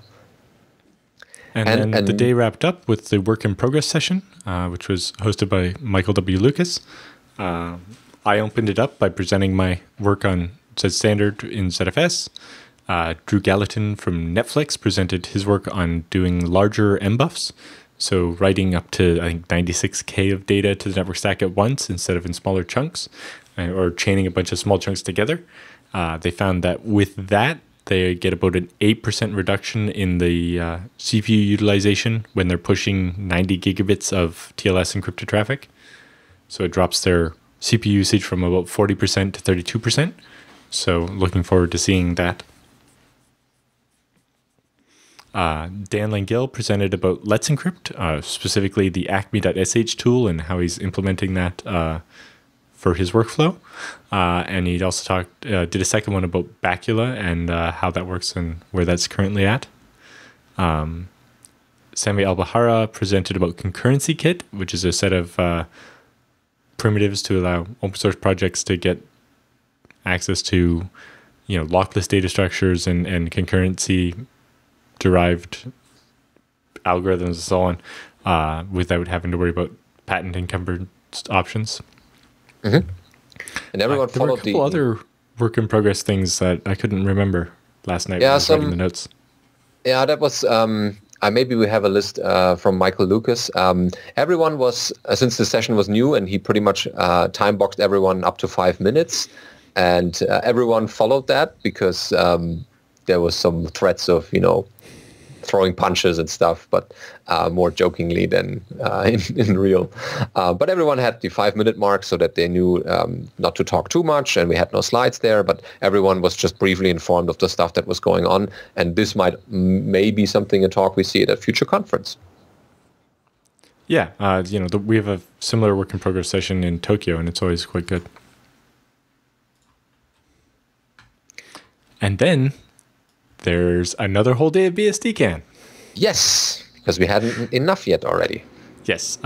Thankfully, because Dan is a merciful soul, BSDCan starts an hour later on the second day. Thankfully. You don't have to be there until 10 a.m. Yeah, the hacker lounges can get a little bit long at BSDCan, so people wake up late. So then starting at 10 a.m., we had a number of other talks, including one about sysadm, one for creating a Torified network with FreeBSD on a Raspberry Pi 3, one about OpenBSD's VMM and VMD, the virtual machine daemon, and how that worked. And then Benno Rice gave a version of the trouble with FreeBSD. How did the FreeBSD community become what it is today? Mm-hmm. And some of the challenges and obstacles we had to overcome in the past. Then there was talking about hardening package source, TCP SIM floods, how Ethernet is not simply pieces of string, and was about an implementation of spanning tree for FreeBSD. Mm-hmm. I went to that one. Yep. That's where I intended to go, but I ended up in the toolchain session instead. Huh. I think because I ended up not leaving after the previous one because I was talking to somebody, and then I was like, oh, I better stop talking now because the next talk's starting. Yeah, that's happening sometimes at conferences. You make a schedule and then you deviate a lot because there's hallway tracks and discussions going on, which is good, but it screws up your talk schedule. That talk was running a bit late, so I ducked out near the end and grabbed my lunch and headed over to the other room where I hosted the ZFS Birds of a Feather session. And at the same time, Michael Shirk was running the BSD user groups session. In the ZFS BOF, myself, Matt Ahrens, and George Wilson answered questions. I demoed my Z standard work and talked a bit about the different compression results that you get with that. And I got a bit of time to talk with Matt and George about the actual implementation, and I think we've solved the last of the problems that were there. And this will hopefully mean that we can get this finished and upstream very soon. Yeah, and also your top output got a lot, or got some feedback by George and Matt. Yes. So George, who created the ZFS compressed arc feature, and Matt, I showed them the output of top on FreeBSD, and they were they liked the way it was done, and they provided a bit of feedback based on the design question I had about how to calculate the ratio the best way, whether certain fields should be included or not. And it was interesting because at one point Matt was like, what number does that, what qualifies as overhead in this number here? You know, does that include this other stuff? Is that just the debuffs, or has it got other stuff? And it was interesting to see, you know, a ZFS question that Matt didn't know the answer to off the top of his head. Well, those were implementation details. In the end, was a good thing because it shows that ZFS is growing beyond just the work that the core group of people are doing. Mm-hmm. Yeah, and you committed those changes already to the FreeBSD source tree. Next up, after those buffs, were 4 sessions. One was IP forwarding FastPath by Nanako Momiyama. I was at that one, which is interesting because she presented her work that's basically her thesis, and that was also into the IP space, how to make the Veil switch run faster for Beehive and the NetMap framework. And the other session was Kylie Liang presenting on how to build high-performance PF and websites with FreeBSD in the cloud, connecting that talk we had the other day in the sponsor session with the Open BSD on Azure announcement. The Universal Userland one by Sean Chittenden, Why Do We Need to Be Different, is an interesting question he posed there. And the other session that one was about making a universal userland for like Solaris, BSD, and Linux in Rust or Go, so that the tools will actually be the same across all three, which is a interesting idea. Yeah, so that's exciting. And the other talk in that session was Generic ARM by Andrew Turner, creating a single kernel configuration for FreeBSD/ARM v6. So that's more unified and single file covering most of these architectures. Yeah, I ended up talking to people in the hallway and missed all of those talks. And the first 20 or so minutes of all the next ones, and decided rather than trying to sneak in the room, I would just keep talking in the hallway. And then it was 4 o'clock. And it's suddenly, it was all very soon over. And we also tried to hunt down a couple of people for interviews, but we didn't succeed. But we'll cover for that. The conference was too busy. Yeah, you run from one room to the next, you meet people, you talk a lot to others, and they talk about you. For example, we had a couple of BSD Now watchers and listeners coming up to me randomly and welcoming me and giving me feedback, so that was very nice. So that's all what a conference is all about. And putting time away for an interview is difficult if you want to be into the excitement. But other sessions in the afternoon were... we had there was the from microservices to monoliths, which was apparently quite popular. Then they had Sec Model Sandbox, which is NetBSD sandboxing. John Hickson talked about NFS v4 ACLs, and Bjorn Zeeb did From the Outside, measuring and understanding FreeBSD using the Gem 5 simulator, which is comparing what you think the code does to what it actually does, which is interesting. Yep. The microservices and monoliths talk was also very good. The slides are up already, and he also posted a couple of questions for the project that are something we might discover or might want to get more into, because some of these are actually quite interesting development projects we could do. Cool. After the final those, set of talks, had me torn in all 4 directions. I really wanted to be in all 4 of those rooms at the same time. Luckily, I guess I saw an earlier version of Sam's talk about crash dumps in Tokyo. So I went to FreeBSD's Influences, which is about porting FreeBSD's Hyper-V drivers to Illumos. Then there was Oblivious Sandboxing by John Anderson, which is about trying to apply Capsicum to an application without modifying its code, so that you could run, applications you didn't write in Capsicum sandboxes. Luckily, that one will be presented again at BSDCan, so I plan to see it there. And I missed out on Rod Grimes presenting FreeBSD as a service, the challenges and opportunities to better use FreeBSD in enterprise environments. Mm-hmm. Looking forward to the video of that one. Yeah, those were popular talks. And I mean, if you cannot attend all 4 talks in parallel, then you pretty much are needing those recordings and want to look out for them in the future. Mm-hmm. So we'll announce it on the show when most of these are done. Wrapping up in the closing session, Dan Langell had the honor of doing yet another auction with the cool stuff from the conference and other items that were donated. So there was a bunch of auction swag. So Michael Lucas' wife Liz had Gruff fundraiser pins. So during the conference, you could get a unique Gruff pin by donating more than the last person. So it was a cumulative upkeep pretty much to either the FreeBSD or OpenBSD Foundation. And that was running at like 150 euros or so, dollars. Yeah. Yeah. It started off relatively low, but every time somebody wanted a pin, they'd make a bigger donation and get a pin, and then it would keep going up. Yep.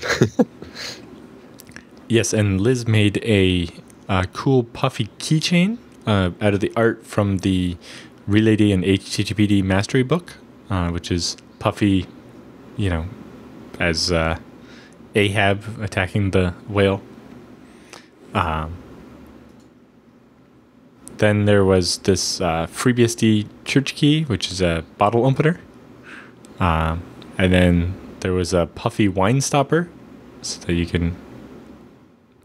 Yeah, with all the beads were handmade by Liz, so that was kind of nice for the wine drinkers.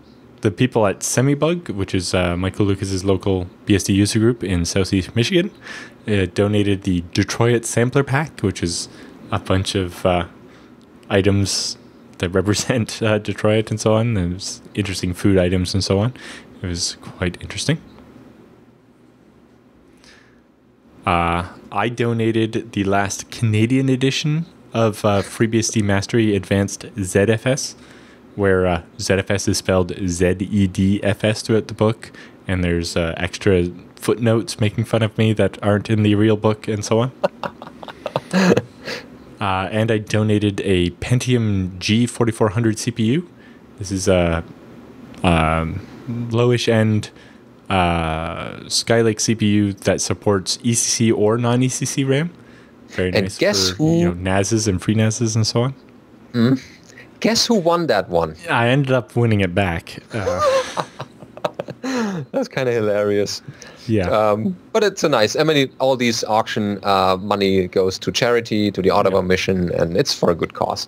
So there's some if you've read Git Commit Murder, you'll be happy to know that Peter Hessler donated the pen for the 3rd time, or the 2nd time or whatever, and although he didn't win it back this time, somebody outbid him. That broke the cycle? Well, if that person comes back next year and puts the pen back in the auction, is the cycle really broken? I don't know. I'm not that far in the book yet, so... Yeah. The Theodorat donated his autographed conference badge, and the winner was wearing it around at the closing party. It was amusing. David Maxwell did a very nice one. He donated a super large print of the group photo from the FreeBSD Developer Summit last year, and a smaller version of it as well. The smaller version went to George Wilson, who's an Illumos developer who's getting more and more into FreeBSD as I sinisterly bring him into our community. But the very large one went to me, and I hope in time for next week's episode will be pre-recorded. But by the time we do another live episode of this, it should be replacing this map behind me here with the big group photo of FreeBSD developers. Oh yeah, that would look nice. Yeah. I mean, the map is okay, but it's also some nice tribute. Yeah. So Colin Percival of Tarsnap sponsored the T-shirts for the Dev Summit this year and put the slogan "What is Core going to do about it?" what is Core doing about it on the back of the shirt. And so the members of Core autographed one of those T-shirts, and we auctioned that off. Yep, that was a nice thing to do, and that also got it wasn't autographed by John Baldwin, but there was a unconvincing forgery. And someone has his signature right on the. But yeah, it's nice to have this, and this one went for like $100 or something. Yeah, quite a bit for a T-shirt with some magic marker on it. Of course, speaking of T-shirts with magic marker on it, someone took one of the leftover conference T-shirts, the regular BSDCan ones, and wrote "I heart FreeBSD" on it in magic marker, and the FreeBSD PF maintainer bid $150 to force Henning Brouwer, the OpenBSD PF creator maintainer, to wear the T-shirt to the closing ceremony or to the closing party. So $150 went to charity, and Henning had to wear this "I love FreeBSD" shirt around for the rest of the night. Of course, as he did last year, he charged $10 to get a selfie taken with him, and this resulted in an additional $500 worth of donations. Wow. Yeah, pretty much everyone wanted to take his photo with him, but they needed to pay money to get that. Yep. Of course, all the money went to the charity. So here's Michael W. Lucas and Groff getting their photo taken with Henning. And we have Michael Dexter. Of course. Here's the FreeBSD Foundation interns. You can see Shiva there. Then Eric Joyner from Intel, Ed Mass from the Foundation, Henning, and Charlie, the other intern, saying they're welcoming the new FreeBSD PF maintainer. Pierre Poncherie from the the NetBSD project and package source. There's another sysadmin getting their picture taken with Henning. Michael Shirk, he said he had no choice, it was for charity. He and Henning getting their picture taken together. There we have Calvin Hendricks Parker getting his picture taken. There's Rake and Henning together. The very first one actually went out for Rod. Rod got his picture taken with Henning in the hallway. Earlier than the others. Yep. Jim Thompson. And then he's not actually in the picture because he took the picture, I guess. But Sean Chittenden got the picture taken, and he put the Theodorat badge that he won in the auction around Henning for it to confuse people. It's like one of those memes you see with like it's a Dalek from Doctor Who, and it says, I loved R2-D2 in Star Trek or whatever. And so it's Henning, but he's wearing a badge that says Theo, but he's wearing a T-shirt that says I love FreeBSD. It's like you're mixing all the peanut butter and the chocolate. And then David Duncan also got his picture taken. That was about all the pictures I could find. I'm sure there are more out there, and maybe we'll try to put them together into Groff's photo book. For people to remember those nice moments. Yep.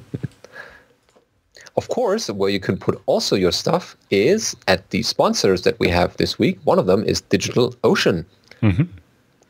Yes, which provides... you can get a droplet for as little as $5 a month or a fraction of a cent per hour. But if you combine that with their block storage, you can attach anywhere from 1 gigabyte to 16 terabytes of storage to that VM and run that as ZFS or something else if you're silly, and store all of your photos there and only pay for the number of gigabytes you actually need. Mm-hmm. And they also provide an easily scaled block storage volume from 1 gigabyte to 16 terabytes. And you resize them as you need them. Yeah, which is nice. It's also highly available storage. So you can make sure that it's been replicated between these DigitalOcean droplets in multiple data centers. And those are only a fraction of the things that DigitalOcean provides. Yep, they have the load balancer. They have a new cloud firewall feature. You can get private networking between your droplets so that you can avoid using up your public bandwidth for that.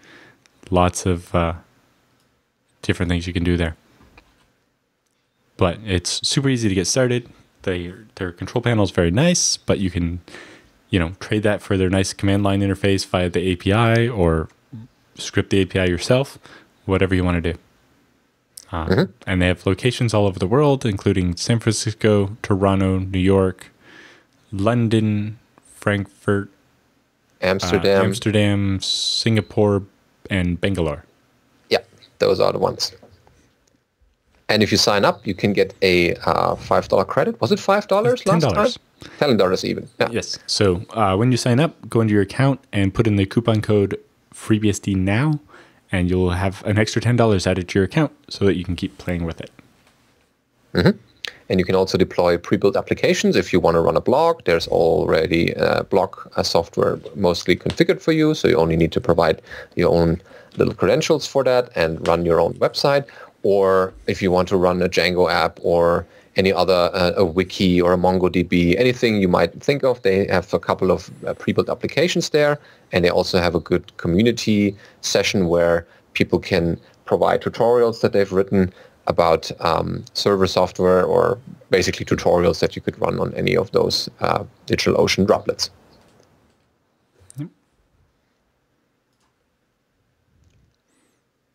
Then we have the namesake for the episode, which was libtruth. This is something that happens sometimes at conferences because people get bored, and if you have a couple of developers at a conference, things happen. Interesting things. Yeah, so Brian Drury sent an email to the FreeBSD developers list that looked like one of the regular commit mails that goes through. And it looked like it was a commit to the man page for the true command, documenting that it supports libxo, which is the library we have to make an application be able to output JSON and XML in addition to the regular plain text output. What's interesting about it is technically the true command did already support that because it never outputs anything.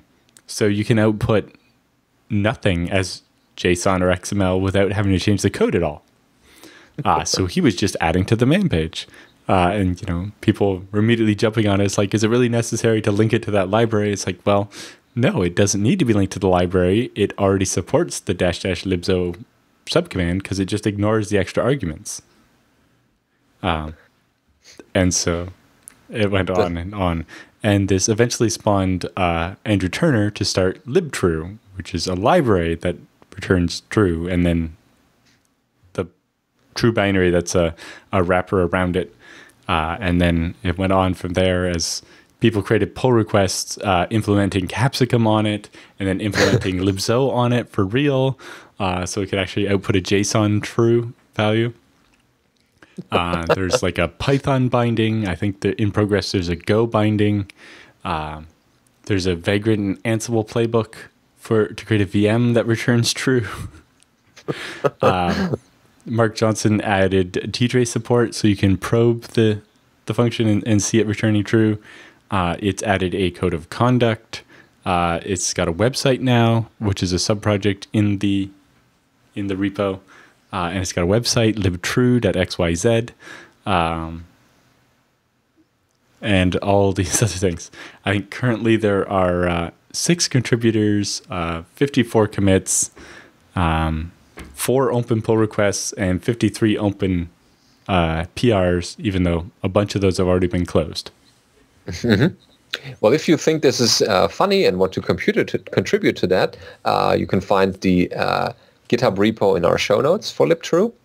And while this, all joking aside, it's also a good introduction of how some things are being developed and how you can put certain things with libxo support and how libraries are structured and things like that. Even it's a small and actually quite silly example. It gives you an idea how you would put these things together in a more serious software application or a library. It's actually an example of how you would implement Capsicum and libso and a bunch of these other things in a small application. Mm-hmm. And it goes to show, how collaborative you can actually be when you get a bunch of people sitting around a couple of tables in the hacker lounge, and the amount of giggling that results from it. At one point, I was reading through some of the issues in it, and I just looked up a little bit, and I was like, so who's Trombone Hero on GitHub? And as John Anderson goes to say, that would be me. He gets to about that would, and everyone at the table immediately points at him without looking up from their keyboard, or from their screens. And I was just like, oh, everybody knows exactly who's the troublemaker in this case. Yeah, things like that keep the conferences exciting, even though you're tired at the end of a long day. The hacker lounges are always things that make people come back to the BSDCan conference. Yep. Speaking of conferences, we have an article about doing conference speaking. So this one... I'm sure a bunch of people are a little jealous of us and feel like we're rubbing it in by talking about all this great stuff that happened at BSDCan. But we're really doing it for your own good. We're trying to convince you to come next year. And one of the easiest ways to get to one of these conferences, whether it's, BSDCan, EuroBSDCon, Asia BSDCon, the recently announced BSD Taiwan, which will be in November. That's BSDCon. BSD Taiwan's the only one that'll still be accepting new talks for the year, right? Yeah. Yes, so all the other ones are closed. So if you want to go to one of these conferences, one of the best ways to do it is by giving a talk, because then they help you with the flight and the hotel and so on. And it's a great experience. So we thought we'd provide this insight from someone else who, as you can see from this picture, has spoken at many different conferences, and they have some insight on, their process for developing a talk and giving it at many conferences. Yeah, so he divided those up into phases. So phase one is basically the idea, where you sit down and ponder what you could speak about, and over the years you collect certain items that you find interesting to talk about, or topics that are in need or are in everyone's head they want to listen to and want to probably get out into a wider audience. Phase two is the call for proposals. So in the end, you come up with a good pitch that pretty much speaks to as many people as possible and with a speculative outline. And then you pretty much look out for conferences that have these and submit to those with your talk proposal. Which goes into phase three, waiting for the call for paper result, which is a little bit, will I be accepted? Will I be accepted? It's an exciting time, but sometimes you totally forget about the call for papers. Asia BSDCon 2 years ago, or for 2015, Hiroki had some trouble with his email server, meaning I didn't get the email saying I was accepted. And then a little bit later, I got an email being like, hurry up and make your travel arrangements. I'm like, I didn't know I was going to HBSC. Yeah, sometimes this can end in disaster, but yeah, it got solved. So waiting for those sometimes is like, oh, I submitted to too many conferences and I got accepted at too many of them, and now I have a scheduling conflict. Things like that are a good problem to have, I guess. To VBSDCon, one of the speakers had to cancel. Oh, too bad. But yeah, this is the phase three. Going into phase four, the road to an outline. So once the talk is accepted, research intensifies. So you pretty much put in everything in your talk, or trying to put everything in, which is difficult because you only have usually a 1 hour talk slot. And there you try to focus on putting everything important into that and, distilling it a little bit and just put the good parts in, or the important ones. leading into phase 5, the slides. The author writes of that article, I have a very strong opinion on slides. Use few big words. Don't make people read your slides unless it's code samples. Otherwise, they'll be distracted from what you say. You'll see me rarely use fonts smaller than 100 point, code with 40 point or even 60 point, which is readable from everywhere and forces me to be as brief as possible. Yes, that is... trying to fit code on slides has always been a trouble for me. Yeah, I mean, bits and pieces you want to explain with the code, but you shouldn't post the whole big from main to finish, basically. But yeah, it's a good advice for people who haven't created many slides for conference talks before. Leading up into phase 6, polishing. I firmly believe that this phase makes or breaks a talk. Only by participating again and again, by practicing again and again, you'll notice rough spots, weak transitions, and redundancies. So polishing is important, and practicing the actual talking, making sure that it has a good flow to the whole talk and topic you're giving. Leading to phase 7. I did a lot of that, especially my very first one. I remember it was a talk where I actually did it with another person, which it was the first time I'd done that, and the only time I've done that since is with that one you and I did in Germany at the Source Data Center conference. Practicing it. Part of that is just to make sure you get the right amount of length, so that you fit the time slot properly. But it does help you notice stuff after you give the talk to the wall or to the mirror a couple of times. Yeah, that helps. And the spots were a little bit shaky, and the second time are usually better, and the third time is then always the quality, or how many times you need the quality you will usually also provide at the actual talk later on.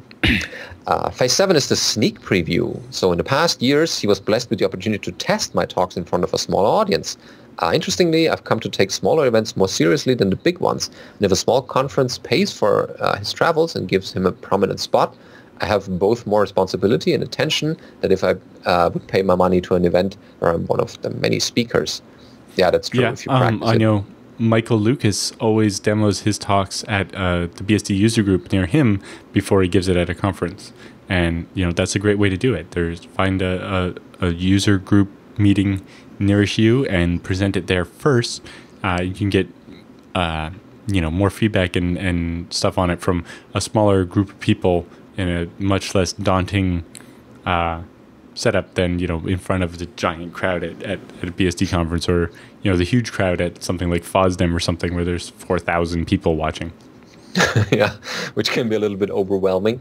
That's why we have phase 8, refinement and more polishing. So the first session is always just going through all the slides, reacquainting yourself with the deck, and when it always takes quite a bit of willpower until you do a full practice run, and the first time always isn't perfect, of course, but you tend to forget that pretty fast, he writes.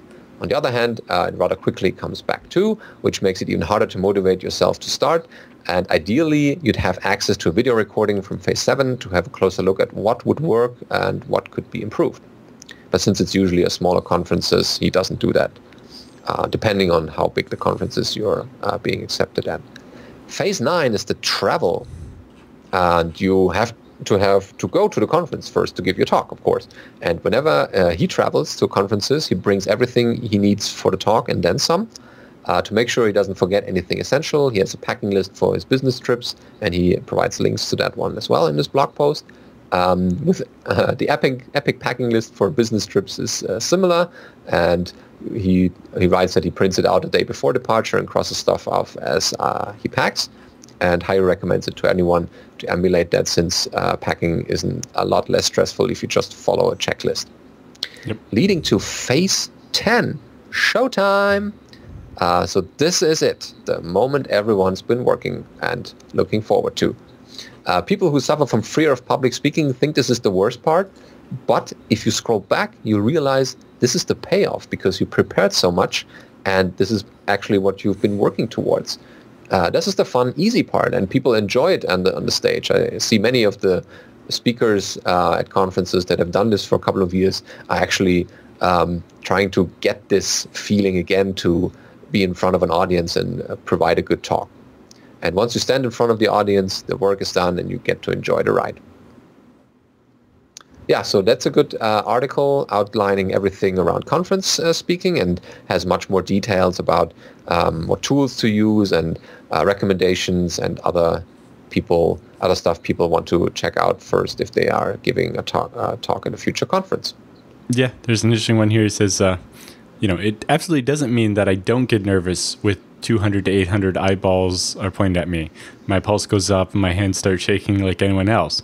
But I came to accept and even enjoyed the symptoms because they taper off. It's like bungee jumping, except with the bigger risk of causing a viral video of you tripping over a cable or forgetting your own name. Yeah.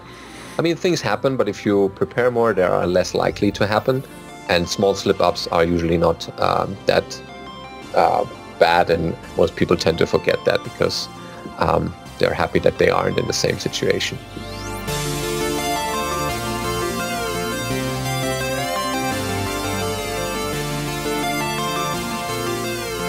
This week in BSD Bits, we have a couple of items. The first one is Discourse True OS Q&A by Chris Moore and Ken Moore. And that is pretty much some information about the discourse they're doing this Friday on June 16th. Yeah, they're having a live chat event this Friday, June 16th at 1:30 p.m. Eastern. So if you jump over to the live thread and the link provided here, you'll be able to ask them whatever questions you have live for, I'm guessing they'll keep going until they get bored of you. Yeah, it's like an office hour. Keep the questions coming. I imagine you can soak up most of the day on that. Mm-hmm. Which is good. I mean, we can get feedback from the community. Okay, yeah, that one is nice. And another item that we have this week is a new home for the repository conversions. NetBSD Git Mirror is now on github.com. And there's an announcement on the mail index netbsd.org webpage. It says, hello all, the repository conversion setup for NetBSD CVS to Fossil to Git has found a new home. And ironically, on former cvs.netbsd.org hardware, this provides a somewhat faster conversion cycle as well as removing anon cvs.freebsd.org from the process. And that pretty much is an ongoing effort to get into Git development for the NetBSD project.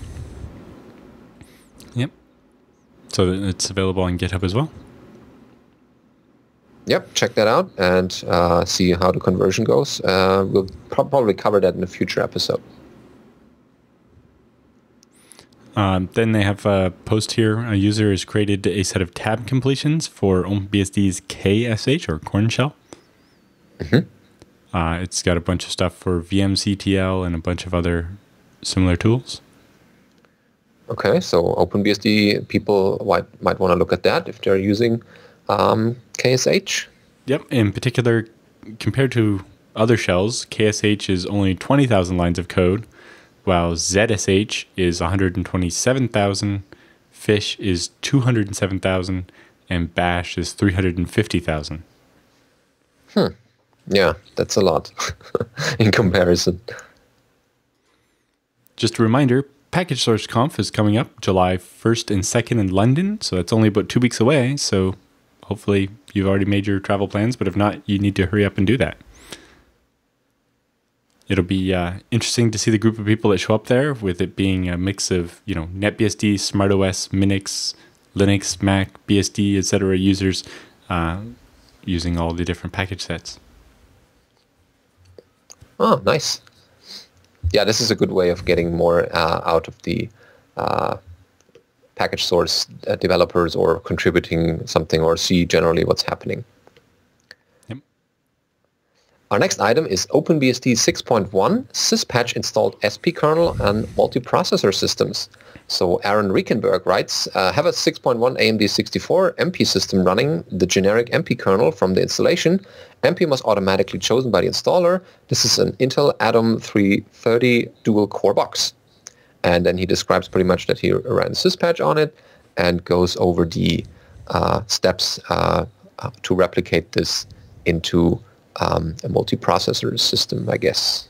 Yeah, from what I gleaned from the. So it looks like, the syspatch tool on OpenBSD patches machine and installed a single processor kernel instead of the multiprocessing kernel, and he can't use the second core now. That's how it. Okay, yeah, that's kind of bad. And I guess there will be follow-ups to address this issue. Yeah, looks like there's a whole thread discussing it already. Oh, good. So if you're bit by that bug, you might want to check out that article. And our last Beastie bit for this week is Knoxbug meeting this Friday. So they announced that, and you should join them on the National FreeBSD Day, which is June 19. So we have a couple of actions planned with the foundation. We'll do a couple of videos, a couple of tutorials, and there may be some local events from user groups joining into that one. So June 19th is National FreeBSD Friday. And Knoxbug has their meeting there. June 19th is a Monday. Oh, the Knoxbug meeting is on Friday. Yeah, but FreeBSD Day is on the Monday. They're pretty much preparing for that, or start the early celebration in that, which is good. Yep. Yes. In honor of the FreeBSD Day, Knoxbug will be doing an Install Fest. They're doing an Install Fest on the Monday in addition to their Friday meeting. Oh, good. Then we have people who don't have time on Friday can go to the Monday event, or they have a write-up somewhere where people can follow it up, I guess. Yep. This week's episode is also brought to you by Tarsnap, who is, as I mentioned, the T-shirt sponsor for BSDCan, and we thank Colin and rest of Tarsnap for that. But if you need to back up data, you really should do it safely. And if you want to do it safely, you need to use Tarsnap. Yeah, because you get online backups for the truly paranoid stored in the Amazon AWS cloud, but you are the only person holding the key to the actual real data. The rest of the world doesn't get to it. Yeah, all the data is encrypted on your computer using your key, and then the data is shipped out to the internet after, and your key never leaves your possession, and it's not possible for Colin, Tarsnap, or anyone else to access your data when it's in the cloud. Yep, and if you know how to use tar, the tool to compress data or combine data into a little tar archive, then you also know how to use Tarsnap, because it's based on the same command line utilities and basically the same. Yeah, all the tooling is there, and you pretty much find yourself familiar immediately with the tools. So, on to the questions. Yeah, we have feedback this week from Rob about FreeNAS Corral. And he writes, "Hi guys, love the show and been watching it since it came on the air. During an interview with Chris Moore and regarding the changes at IX System, the FreeNAS project, I've been wondering about the development environment used for Corral. As Chris has indicated, work has begun to change the web framework from the 9.x to the 10x version of FreeNAS, and then Montage was picked up. Chris has indicated that Montage was no longer supported, but did not indicate how the Corral version of FreeNAS was completed, rather than using Montage or not a framework, and if so, which one? I think that the Corral interface is pretty compelling, and I'd like to know more about the problems that the FreeNAS team faced in developing it, design decisions, and how the end product was developed." You'd have to ask Chris more about that in particular, but most of the part of Corral is getting dropped is not the interface bits. It's, the NAS bits that didn't work. But yeah, as far as development environment for the JavaScript stuff, I have no idea. Sorry. Yeah, this is pretty much web development internals, and you might want to post this on the FreeNAS forums, and there are a couple of developers hanging out there, and they are the ones that can answer your questions in that particular area of the project. Okay, next up is Brad with ZFS Snapshot Strategy. And he writes, "Hello, Alan and Benedict. Just a quick question. What are your recommended strategies for ZFS snapshots? I recall many moons ago, Alan saying something about taking a snapshot every hour, keeping one of those snapshots as a daily, keeping one of the dailies for a month, and keeping a monthly for a year. Unfortunately, I don't remember whether that was here or on TechSnap, and that is a lot of content to go through to find one comment." Yeah, so I use ZFS Tools, which is a little program that can do that. And yeah, depends on the workload. On some of the machines, we take snapshots as frequently as every 15 minutes. And then we keep the ones at the top of the hour for, so we keep the 15-minute ones for like 4 hours. And then after that, we get rid of all the ones except for the ones that are at the top of the hour. And then once it's a day old, we only keep the ones every 12 hours. And then you're back and you can prune it any way you want. Yeah, there's also an example in the FreeBSD book, FreeBSD Mastery ZFS, or is it Advanced ZFS? One of those two has the write-up, and there's also a blog post about that on Michael W. Lucas' website a couple of years ago already. But that pretty much has still accurate information how you set this up and keep regular snapshots, because the tools pretty much do the recycling of the snapshots for you to create the daily, monthly, weekly, yearly snapshots. Yeah, I don't have any snapshots that are a year old. That's my data moves too much for that, and I would run out of free space. Mm-hmm. The other question he has is, I also remember talking to Chris about this question back in the days of 10.2 or 10.3, and he said that the snapshot frequency would wind up bogging down the system or something similar. His recommendation was 1 snapshot per day. Well, having one every 15 minutes, if you have a lot of data sets and you don't prune them after, say, 6 hours, will eventually, that's quite a few snapshots, and trying to get a list of the snapshots will take longer. But in general, like writing data to the data set doesn't take any longer, it doesn't matter how many snapshots you have. Although the operations that actually look at the list of snapshots will take longer. Yep. And if you have a lot of data changing between these 15 minutes on a snapshot, logically the snapshot itself will be a bit bigger each time. If you have nothing changed, then the snapshots are pretty much 0 or just a couple of bytes. Yeah, he writes the life preserver on my laptop is set to take one once an hour. Yeah. It depends on how paranoid you are of disks dying or preserving snapshots for a certain amount of days or years or how long ever. Yep. In the rest of his mail, he writes, I'm on TrueNAS 12 now, and while Life Preserver has been rolled into SysADM, I've had my trials and tribulations with all as well. So what do you recommend for snapshot frequency and retention, and what tools do you use to make it happen? Well, I use ZFS tools. What do you use? Yeah, same here. It's easy to set up, and it's pretty much a cron job running, and I totally forget about it until I actually need the snapshots, and then I'm happy. Oh, there are the other snapshots, and I pick just this one, and that's just right before the change I want to undo, and that helps me sleep a little bit better each night, knowing that they are there in case I need them, and if I don't need them, they're not in the way. And it's just a matter of, if I do ZFS list -t snapshot, they will also show up because they have a lot of snapshots listed there, of course, but I can also filter that out. It's actually a quite easy tool to use. But there are others as well who have similar retention policies. Hope that answers your question. Next up is Phil with ZFS sent via snail mail. Interesting concept.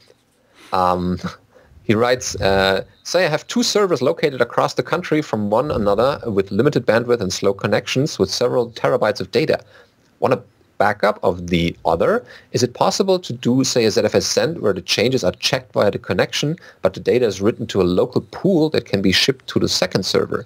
Currently, he has 2 FreeNAS boxes, one Mini XL and the other homebrew soon to be a Mini XL. In the near future, I will be moving to where satellite internet or cell service are the only options. I would like to retain this other service as an offsite backup, as well as using it for one good internet connection on the end-to-end or to send new content back.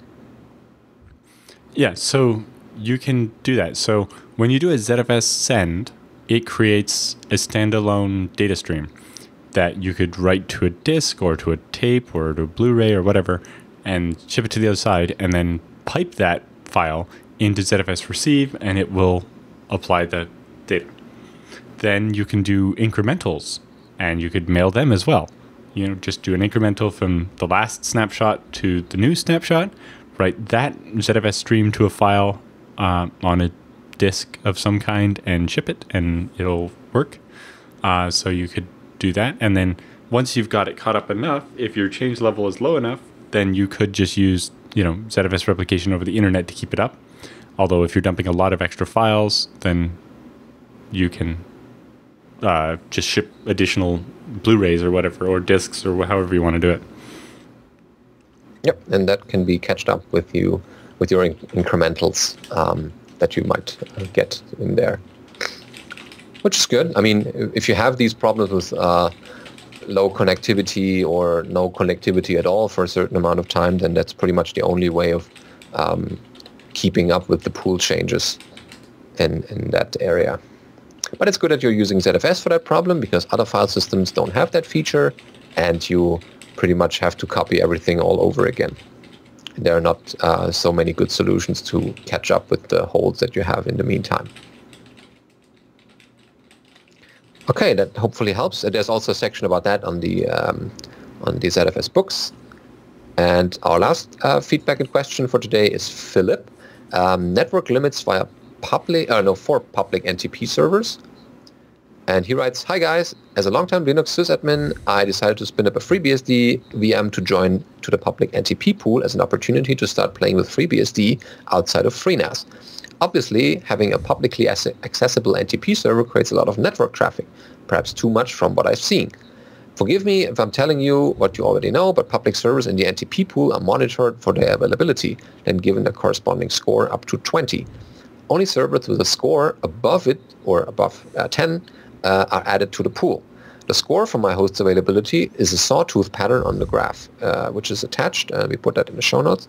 Blue line is the actual score that he has, which suggests to him, first, his score increases to above 10 and his host is added to the pool. Second, traffic increases to the server. Third, some kind of limit is being reached on this host. 4, monitoring host can't get responses, score goes back down under 10. His host is removed from pool and traffic drops off. And 5th, monitoring host can contact my host again, go to step 1. The fun part is this only happens in IPv4 traffic. The same host via IPv6 has a score of 20 almost perfectly for months now, also attached. Obviously, there is much less IPv6 traffic compared to IPv4, which is what makes me think if it's some kind of special kernel or similar limit as opposed to network CPU resource limitations. Do you have any suggestions where to be looking to debug this? I would mostly think it would have to be a network or CPU resource limitation rather than some kind of kernel limitation. Not that familiar with running a public NTP server, but you'd want to look at your typical things like top, load average, network throughput, and try to figure out why it's having this problem. Screwing up the scores, yeah. But it's interesting. In particular, if the load level's getting to the point where the NTP server cannot keep up answering the requests, then that should be very noticeable, right? It should be, eating up all the CPU or whatever. I see that you've got this running in a VM, so I wonder how much, have you given it enough memory and enough CPU time to actually handle the load that you're putting on it? Or the networking is through the VM layer, might be putting some delays there, or screwing up with the numbers that are being put out into the net. The interesting for me is that it only happens with IPv4 and IPv6 is stable, which makes me wonder what kind of specifics are there that might cause this.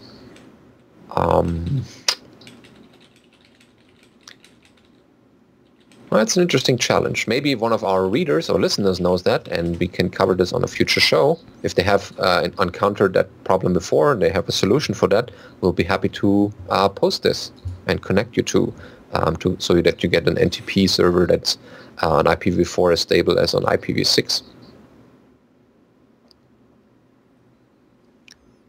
Other than that, I am not familiar with any other ideas we could try. But yeah, as I said, if you have someone that knows about this, then send us a link to feedback at bsdnow.tv, and we'll be happy to cover that in a future episode. Yes, and that is the end of the show for this week. And we hope to see you at BSDCan next year. Yeah, if this didn't convince you, nothing will. Then you can get excited as we are and say hi to us when we meet us there. And you pretty much can glean from this episode how cool the show and the actual conference and Dev Summit was. So you might want to join that in the future. So thanks for watching, and see you next week.